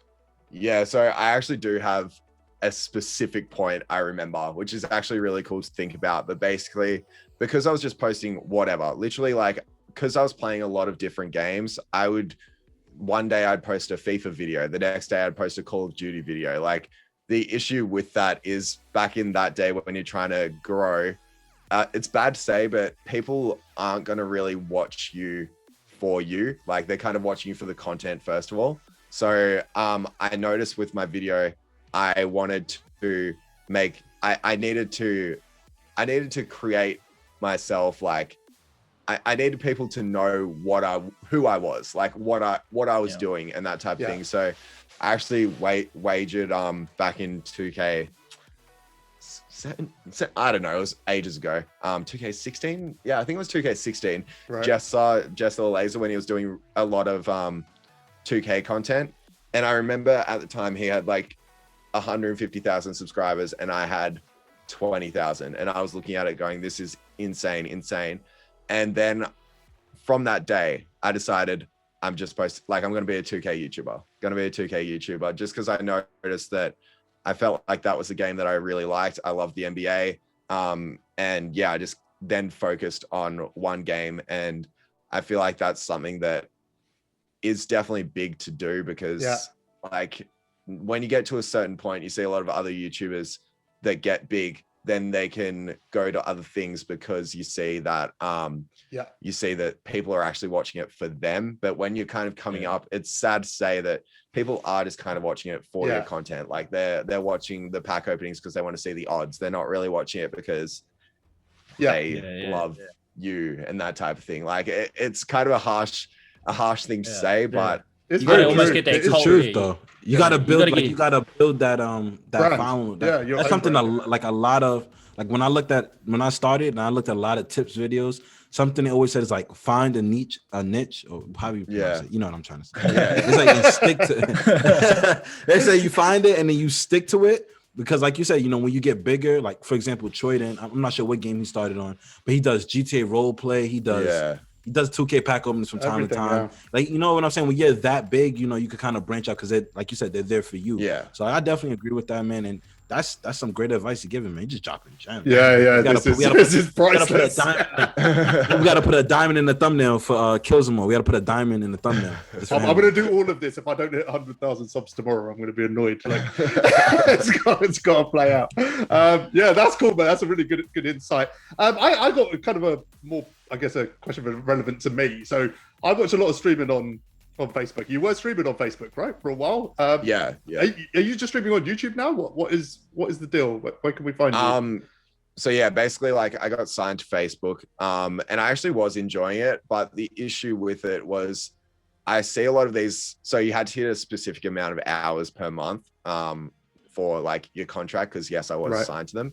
But the issue for me with that was I signed it thinking about it as being a part-time job. I was like, okay, so I'm going to do my videos. It's going to be exactly the same. Then I'll stream and stuff like that. But my biggest issue was you can kind of see it happening. And for my streams, like I can't just sit back and not really talk. Like I'm always sitting up, very energetic, doing my thing. Yeah. But the issue with that was the fact that then it just got me so tired. And I see so many people who are actually streamers. I'm not a streamer myself. I'm a YouTuber. That's what I'll say. And basically then I tried to go into streaming and had to hit a specific amount of hours. And it just wasn't really working because I couldn't really string together a 4-hour stream or something like that. I just couldn't do it. Like, and respect to everyone that does, but I personally just couldn't, because I don't know, I just get tired. I'd get headaches and stuff like that because I was just so focused on trying to entertain people that I mean, it goes against everything you just said, right? Like you don't do filler, right? And it felt like filler, I guess. You were just kind of ticking the box. And then as I said, like I was enjoying it, but the issue was that it was definitely affecting my YouTube videos, and it just wasn't really it definitely wasn't for me. And I feel like a lot of other people could have done a lot better than what I did. I only reached the hours once. But it was really tough. So I ended up stopping it just because I also wanted to just focus on my YouTube. That was 100% what I wanted to do. Man, it's working on me. Focusing on YouTube. It's 107. I can't remember when you did the tweet deck. How many subs? Do you remember how many subs you had at that time? Like like when I seen your growth, I remember I seen you had spawn. I'm like, whoa, this dude is like shaking some tables, man. Like, it was crazy, man. You just took off. I was really happy to see that, man. I was really happy to see that, especially because I watched you. I was like a teenager. I was like 16. Like imagine, one of the dudes in the comments, and I'm like, oh yeah, this is the. I told my friends that, yo, if you want to get these locker codes, this the guy right here. Like, this page, man. This the guy right That's here. a high IQ play. That's a high. Yeah. Man. I got 2 more questions for you. That's it, and then we'll let you go because I know you've got basketball practice. What's your plans for this year, man? It's still early in the year. What's your goals for the end of this year? Well, so the kind of weird part with me, and this is advice, but not really advice that it's just personal advice from me and the way that I personally do things. But for me, like, people always ask, what's your goals? And the thing that I always say is I don't have a goal for numbers. Like, I'm not looking and saying, oh, I want to hit 200,000 subscribers this year. Like, yes, I do want to do that, but I'm not putting it down and going, yes, that's what I'm doing, because sometimes things just won't go your way, and trying to reach a number in a certain time frame can put so much pressure on yourself. So what I personally do is I say, like, I just want to be consistent. That's literally all I want to do. I want to try and upload every single day. Didn't upload today, but that's okay. but this will count for you. This will count for you. This counts. I've done my thing. But it was because I remember at Christmas, like last year, because it was almost at the end of the year. But I got asked. We were sitting at the table and with family friends around. They asked me, what are your goals for next year?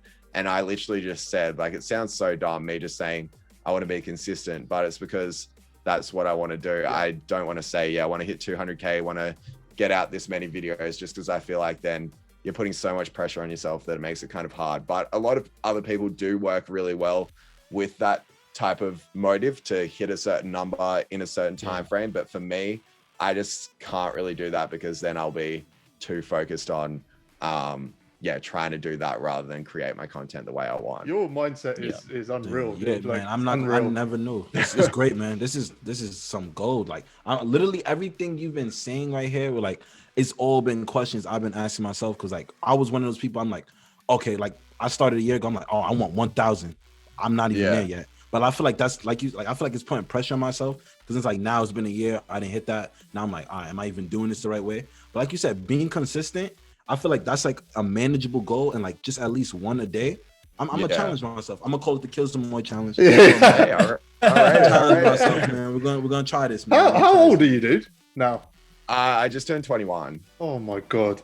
We're the same age. You was born in 2000. Yes, sir. Oh no way. When was your birthday? What's that? When was your birthday? 25th of January.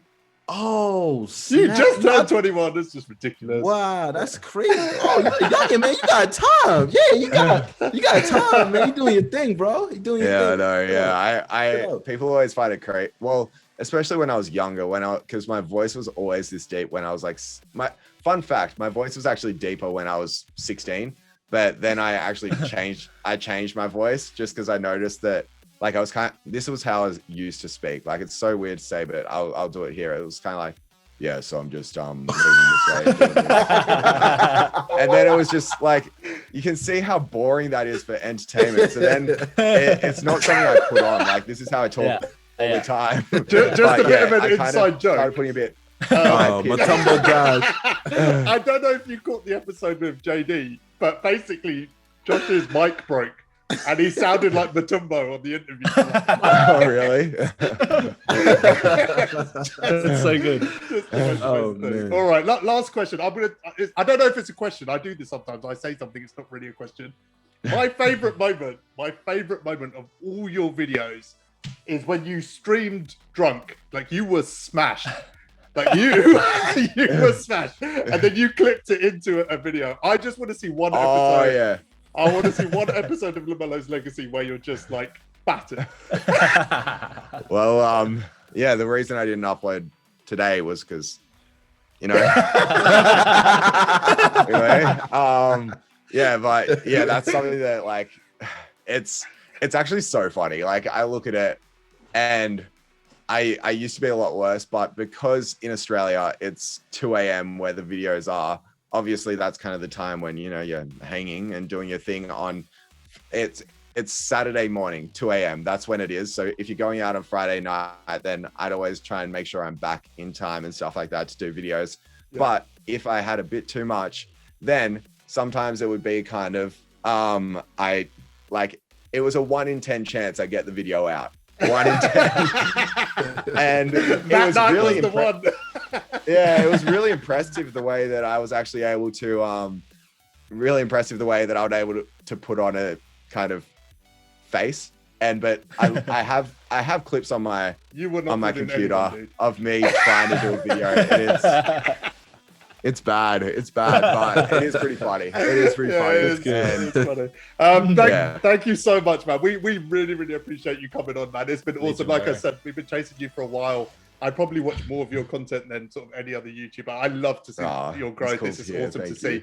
And just thank you, man, for the advice you've given on this. Like, that's some of the best advice I've heard. Like, I'm 36, man. Seriously, you're 21. You're teaching me things. That's really cool. We're the same age, and you sound like a wise old man from the park. I mean, that's like, thank you. You know what I'm saying? I gotta look, man. If you could do it, anybody could do it, man. I definitely like. I will be checking out your content again.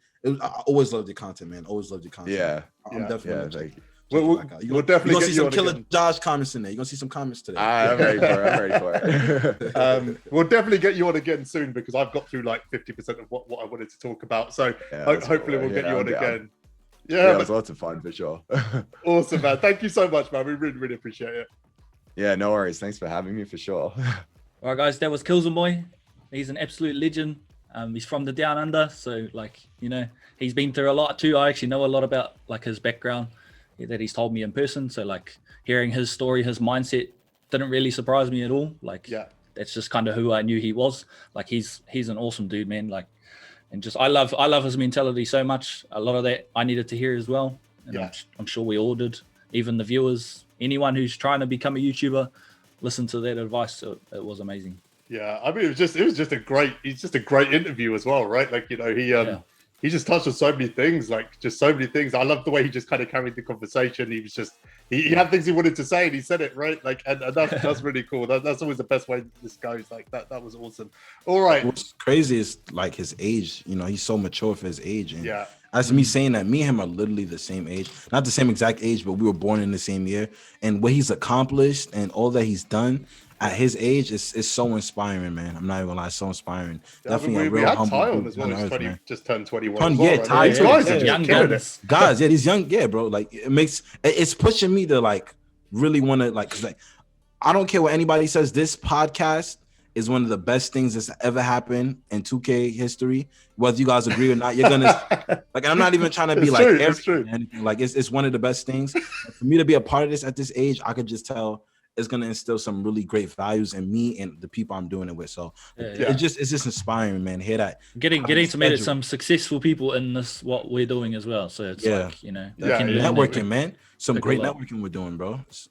We definitely hit the jackpot with this. I think the fact that us three get on so well, and you know, we get these guests on who are just, like I said, I just say this every week. Like I can't understand why they're kind of going out their way to kind of lift us up as well, and you know, coming on just giving such great advice to. We've just had week after week of just incredible advice. Like if you're an up and coming YouTuber and you're watching watch this podcast. Seriously. Like all of them though, like all first of them one, yeah. Great advice. From the first one to the last one, like definitely watch it, man. And we're not saying like, all right, you got to start a podcast on your own. That's completely your decision. But like, find people in the community who's probably not as small as you, but like people you could connect with. Yeah. And you could start something like a collab in this community. A healthy collab is the best thing you could ever ask for, man. Seriously, like Jazz and Jaquel, man, the 3Js, man. I'm telling you, we coming for the top. 3Js, man. Yeah. I mean, that was the big thing I could relate to that he said, because he was really talking about the fact that he just makes it fun for himself, right? And I think if it's not fun for him, he doesn't want to do it. And he was talking about streaming and stuff like that. Like, you know, we do a lot. All of us work quite hard, right? You know, Jaquel, you've got a job. You know, I've got businesses. You know, Josh, you've got commitments, and we've all got stuff going on. But this podcast is like the most sort of time-consuming part of my week. Like, you know, we're recording for sort of 3-4 hours. I'm editing for 6 or 7 hours, and then it's still the uploads and everything else. Like, it just never feels like work. Like, this is what he was talking about. Like, this is so much fun. It's so easy. Like, it's just so easy. Yeah. That's how it should be. Like for everything, that's why I tell people for 2K to find your enjoyment in the game. Don't just listen to everyone else or copy everyone else. Like if you enjoy playing, I don't know, just one game a day on offline, who cares? Like just enjoy yourself. Just enjoy yourself. That's the game. That's what it's supposed to be. Everyone looks at the competitive side kind of takes away the fun. It really does. Unless you're really at the top. Unless you're at the top, then there's a lot of enjoyment out of it. But otherwise, man, just find your enjoyment in the game. You love using these kind of players, use those players, and just anything in life. That's just how it is. Competing can be fun because, like, I don't know where I lost my way. Like, I used to really compete and I enjoyed it. And like, instead of taking every loss so personal, I'm like, all right, what can I learn from this? I'm not sure when that stopped, but now it's the point. It's like losing bothers me, and I really want to get back to the point where it's like I'm competing and I'm having fun. I'm like, all right, you know what? Hey, let me go back on my game. Let me see what I could have did different. And I remember I used to be on the phone with Jazz, and like I talk about past games. He's telling me what I'm doing wrong, and I go look at a clip. I'm like, wait, I didn't like. I'm like, I'm shooting the ball this early, or like I didn't get that steal. Like my rotation, it's you gotta find what's fun for you, man. And like I'm naturally competitive. It's something that's been instilled for me from my dad. I think to be successful, you have to be. You have to, you got to be competitive, but don't let it consume you. Be willing to learn.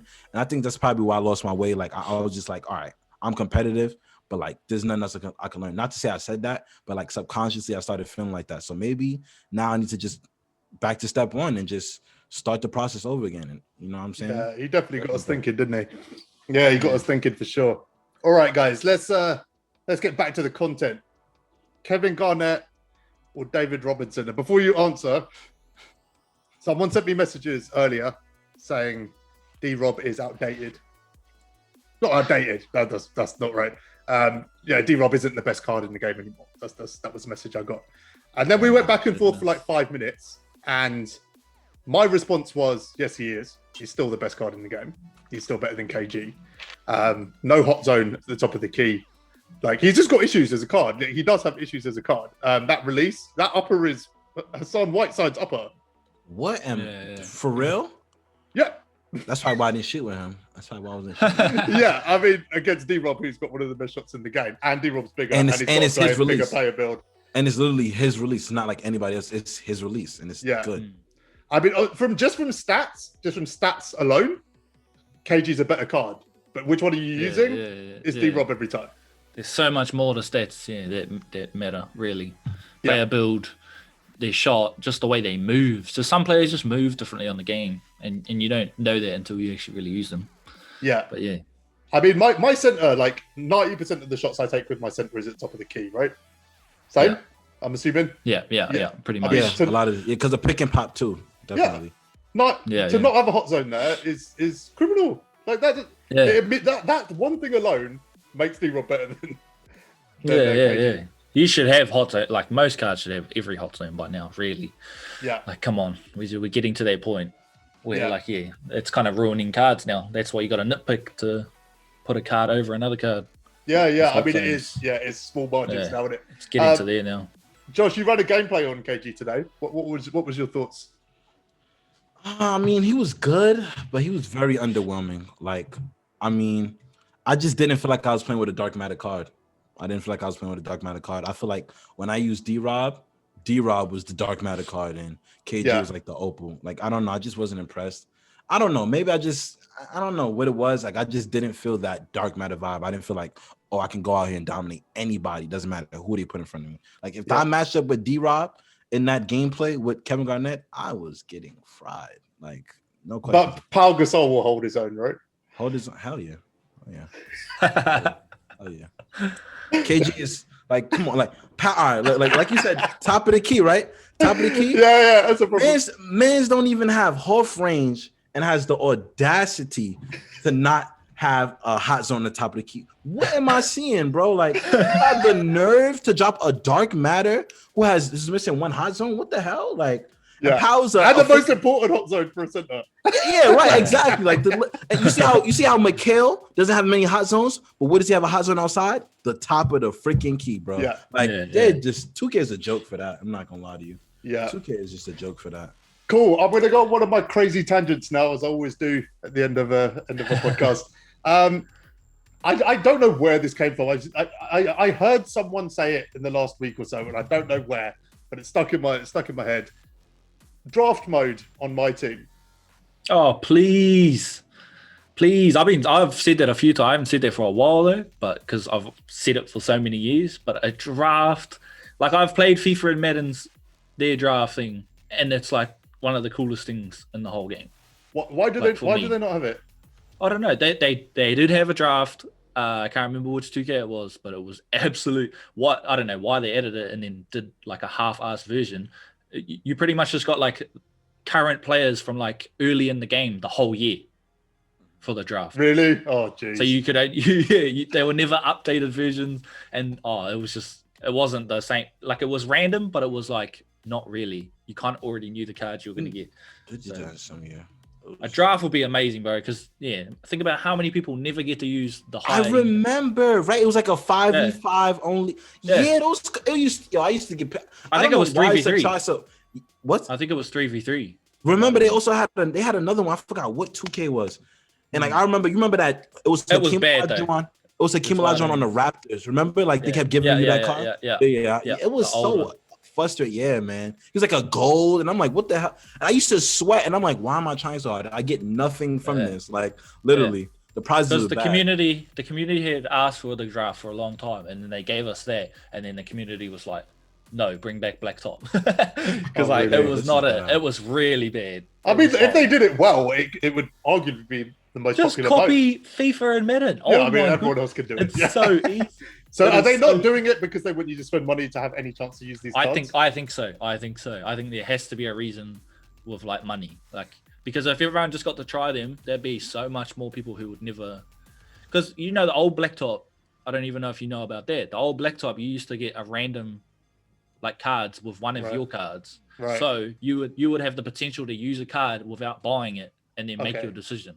Right. So maybe that's why they got rid of that too. And that's why they don't want to draft, because a draft would be amazing, honestly. I mean, for content, like if you're a content creator, like a draft mode is paradise. Yeah, adds more longevity to playing the game online. You can just play in like divisions. Like, why don't we have that stuff, bro? Like, we have so many other games that have them, and I just don't get where they don't try and incorporate. I think it would be so much fun. I mean, they've got to do it for next year. Like they have to. I mean, like you said, every other sort of sports game has it.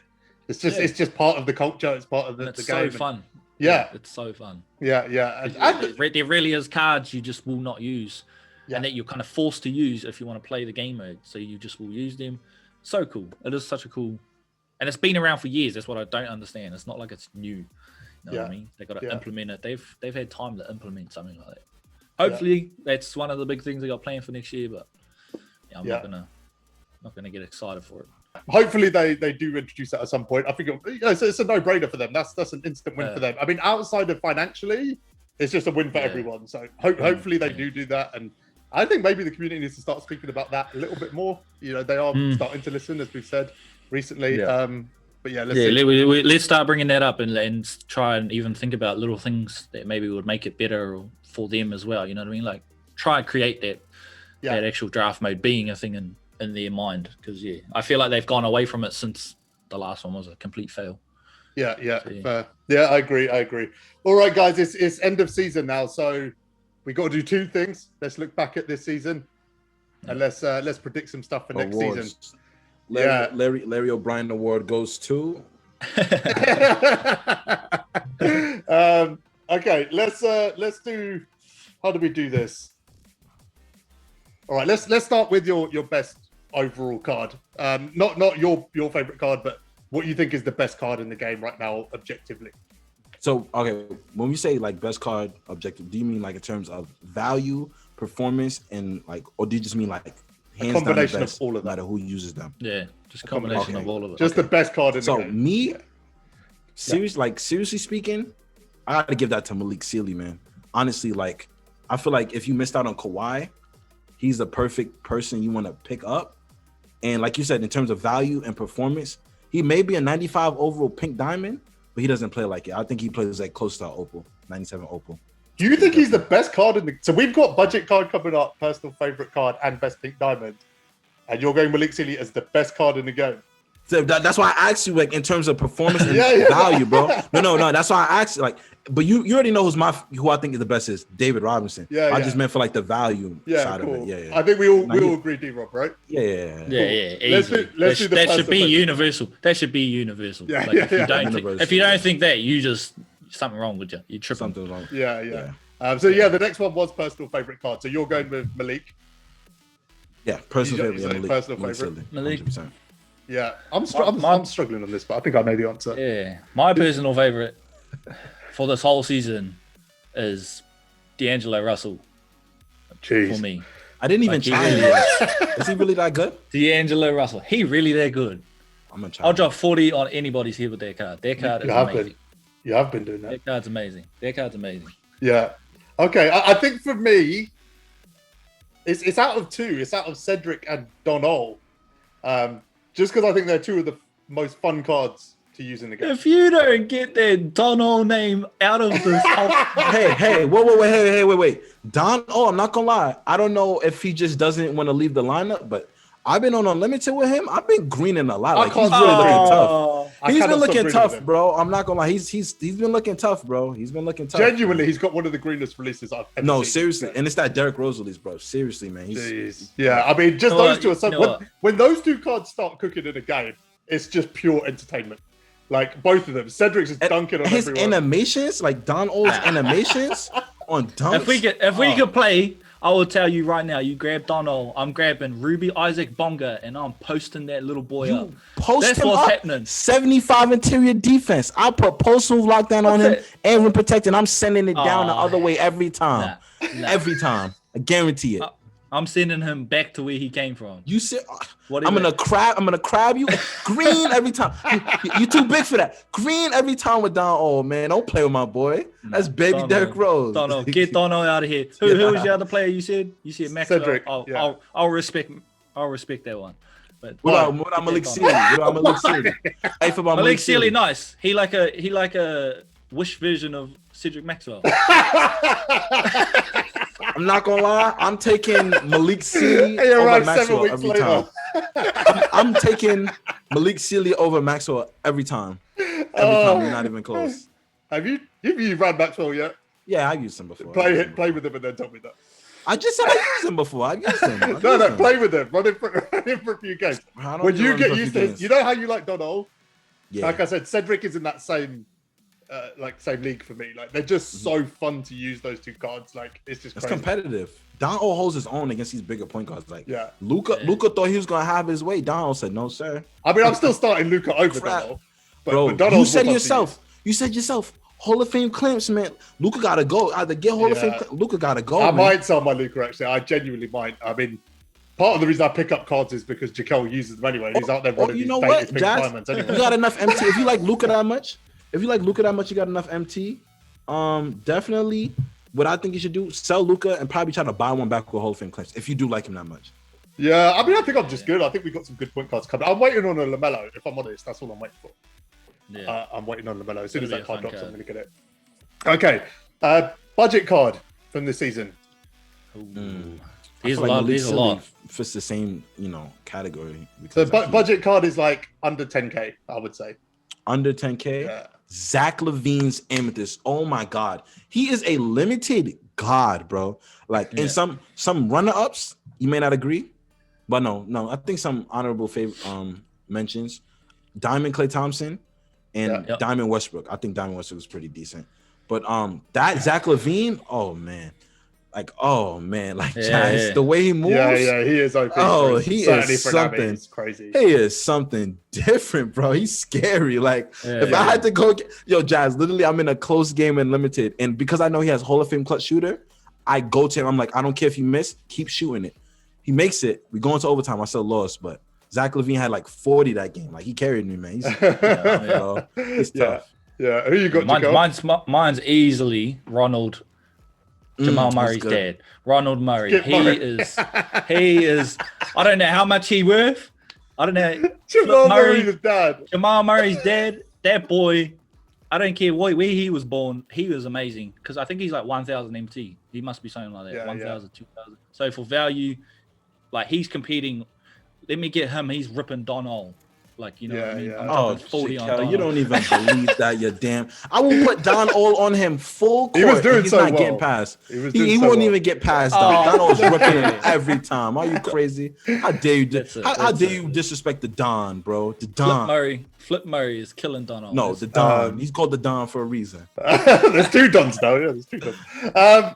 For me, it's KPJ. Oh, and I'm going to tell you why. Because he didn't do his challenges yet. He's good. He was good last year too, but yeah, he is the only card ever outside of TTO. Well, actually, it's impossible in TTO. Like in Unlimited, limited. I greened 8 shots in a row with him. Yeah, he's amazing. He is. I've never done that with any card ever. He got that J.R. Smith base. If I'm not mistaken. I don't know what it is, but that jumper is. That's one of the best bases in the game, man. I'm telling you, that elevation. That's the release that I wish Harden had. If Harden had that release, Harden would be probably one of the best cards in the game. I think if any card did. I mean he's just. And it's hard to contest. Farthest thing from a Ruby. He elevates a lot of his shots, so it's hard to contest. I'm not gonna lie. If I struggle in any game, it's because that card is on the court. I'm not even gonna lie to you. And limited though. I'm limited. He's not doing anything with me, but I'm limited. Yeah. Cool. All right. Next one is most underrated card. You want to go first, Jaquel? Underrated. I would say D'Lo because I feel like no one really messed with their card in the community. I feel like none of you really used them, did you? Like, and I've people like say to me like, "Is he good?" Yeah. Well, there you go. He's underrated as because like I feel like he's top like a top point guard. He's amazing. I'll take your word. Even on defense, he's really like quite tall. Feels like he covers ground like really well. He's a really good player. Yeah, I think he's That's a good take. That's a good take. Yeah. I say it might be a little bit different. Pink Diamond Ricky Rubio from the Exchange. Yeah, and I'm not even cool. That's a good take. I'm not gonna lie. Like Rubio's release is always easy to green. He's 6'4" and he's kind of like he has a big body frame. He has Hall of Fame clamps. I think he does have Hall of Fame range. I'm not mistaken. I think he does have Hall of Fame range. If not, I know he has every defensive badge you need for a point guard on Yeah. Hall of Fame. I think he's solid, man. And if you got lucky enough to pull the cards you needed or get them on the TTO boards, and if you didn't get him, you missed out. He's so good. Yeah. For me, it's Pink Diamond Ray Allen. I think that card just got absolutely lost in the shuffle. I genuinely don't know why. Like, I actually had him in my team until like a week ago, basically. Clyde replaced Terry. Like Ray Allen replaced Terry. Yeah, I mean he's got Pro 2 as well. He's range and he's got Ray Allen's release. What do we think about Andrew Wiggins? What do we think about Andrew Wiggins? What do you think about Pink Diamond Andrew Wiggins? I didn't hear anything about him. Yeah, I haven't heard nothing. There is. I don't know what it is, but there is an issue with the card. I think it's something to do with the jump shot. I think the jump shot's on normal. No, I think the jump shot's on normal speed. We are in season 5. Why is he getting a normal jump shot? Like, don't hold me to that, but I'm like, I'm pretty sure he probably would. Yeah, I wouldn't be surprised because that would be like Josh. That card's pretty much right now. Kawhi Leonard. That card's like pretty much like Kawhi Leonard. They're kind of jipping him from being a good card. No, it's on quick. It's on quick. You know what it is? Oh, they gave him Pro 2. I think they probably updated him. But you know what I was thinking, guys? I'm pretty sure it was on normal when it came out. I saw it all over Twitter. Yeah. You know what I'm thinking about? Since we got there's like 4 Pink Diamond Timberwolves cards I could use. Rubio at the 1, D'Lo at the 2, Andrew was at the 3, Caleb at the 4. I don't know who's the 5th one gonna be, but that'd be a good video. Oh, Cat. The freaking Timberwolves big fight. Wouldn't that be dope? Wouldn't that be a dope video? Wouldn't that be a dope video though? That'd be dope. I'm gonna do that. I'm definitely. Who are you running at the 3? The 3 is gonna be Wiggins. And 2? The 2 is gonna be D'Lo. The back is gonna be D'Lo and Rubio. We got Anthony Edwards card now as well. That looks good. I could throw him on the bench. That'll be definitely a dope budget squad builder. Cool. Yeah, that is. Right, next one, best diamond. Best diamond.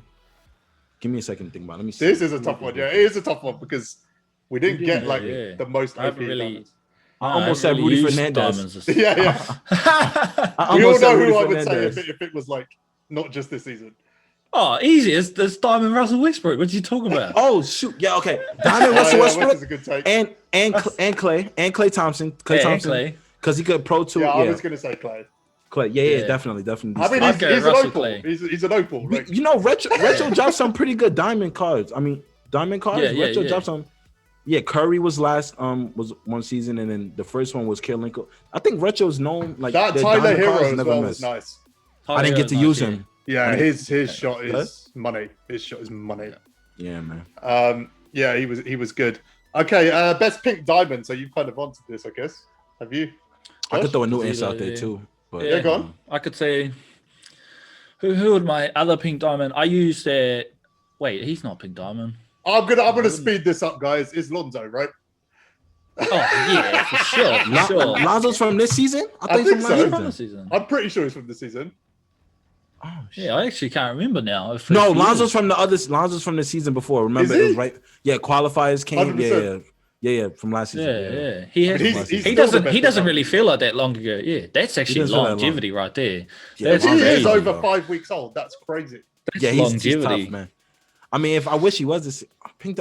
Lamar Odom, I loved him. I don't know. Oh yeah, Lamar Odom's tough. I feel like he was tough, even though he doesn't have Hall of Fame clamps. But I feel like in this instance, with his frame, and like he has Hall of Fame Intimidator, I feel like it kind of balances out. And he has Hall of Fame Showtime too. He's good. Yeah, release too. I would go if it wasn't Lonzo, I would go Malik. I mean, Malik. Just so it's some good pink diamonds we got. So a lot of good pink diamonds. I mean, we literally went through a phase where everyone was running like Galaxy Opals and Malik Sealy, right? Like he became the Rudy Fernandez of this season, right? Yeah. Flash always comes through with a good like budget bowler, man. Yeah.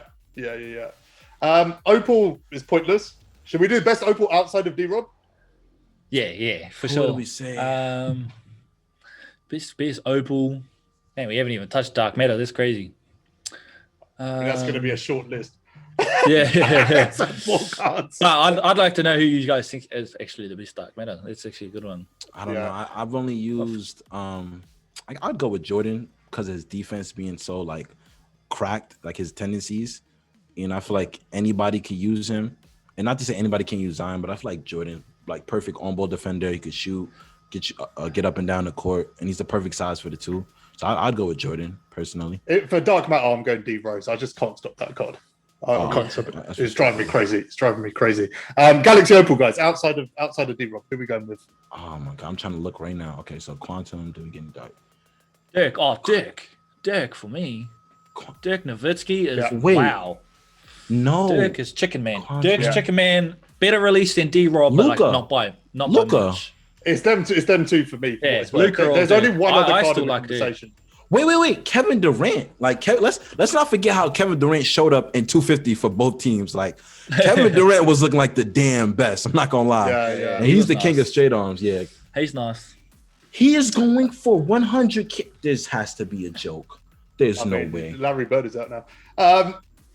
For me, it's either Dirk, Luka, or Wes Unseld. It's one of those three. Oh, yeah. I really John love Wall, Wes. man. I heard John Wall's really good. I haven't used. I've run against him, and he's done like no damage.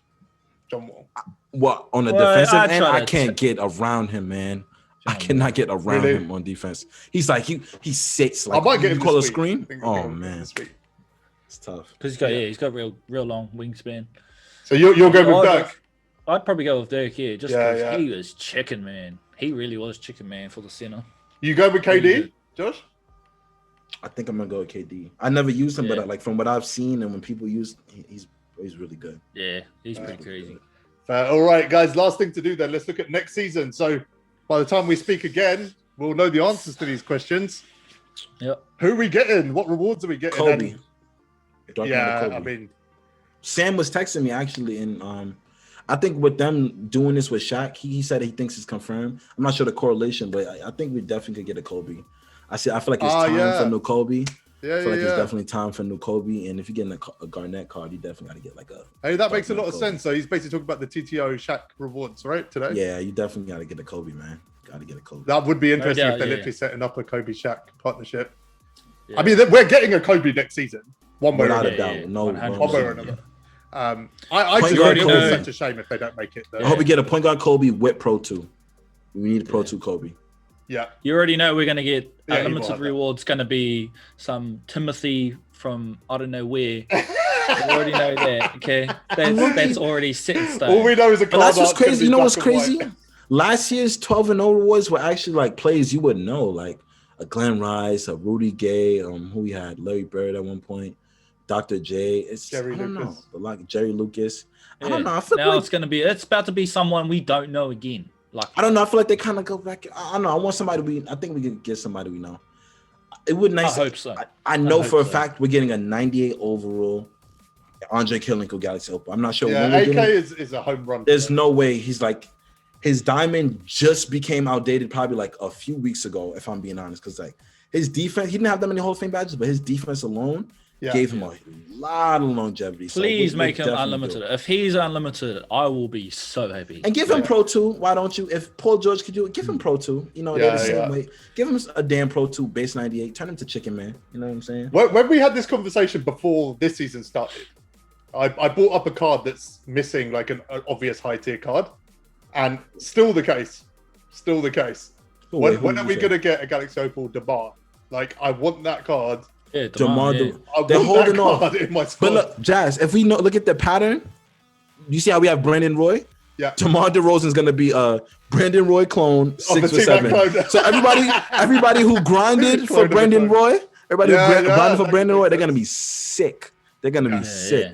They're gonna be Yeah. sick. I just Still waiting want on another Deron, another Monte, those kind of players. Those will be coming next season. Oh, what if we get a glitch Darren Williams? Oh, he would start my team, yeah. no questions asked. Maybe 6'4", 6'10" wingspan, Curry slide. I know he's gonna have half range. I know they better give him half showtime.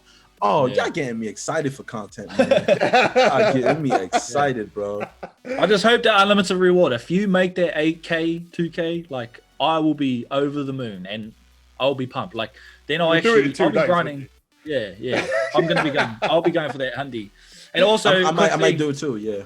to everyone that's watching this, there is a list that I've added people in. I will do someone's unlimited grind next season. Yeah, For he's free. doing that for free. Yeah, For free. that's pretty cool. Yeah, hit him up. You can find the info on that on the On the AllThatJaz Facebook Facebook group. Yeah, that's where you can find it. All right, guys, I think we've covered everything in depth. We had an amazing interview. It's been fun. It's been a good laugh as always. Great episode. Stream stream Sunday, which is tomorrow as you're watching this. Hopefully I got it out on Saturday. The stream's going to be at 3 p.m. Eastern, which is 7 p.m. in the UK. We'll be streaming a bit earlier because it's a Sunday. I might even have a day off, like living the dream. Yeah. And then on Friday, we'll do another stream. Thursday, we'll do another stream to announce next week's guest. It's a big guest. It's the first podcast where we've got 2 people on at the same time, just so you know. That's it's going to be super interesting. Excited for that, man. It's going to be fascinating, just that dynamic. Like, you don't miss it. Yeah, 1-2 punch. Yeah, exactly.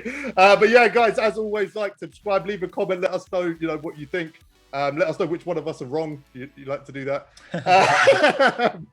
And yeah, join the stream tomorrow. But until next time, from me and the guys, thanks for watching, guys.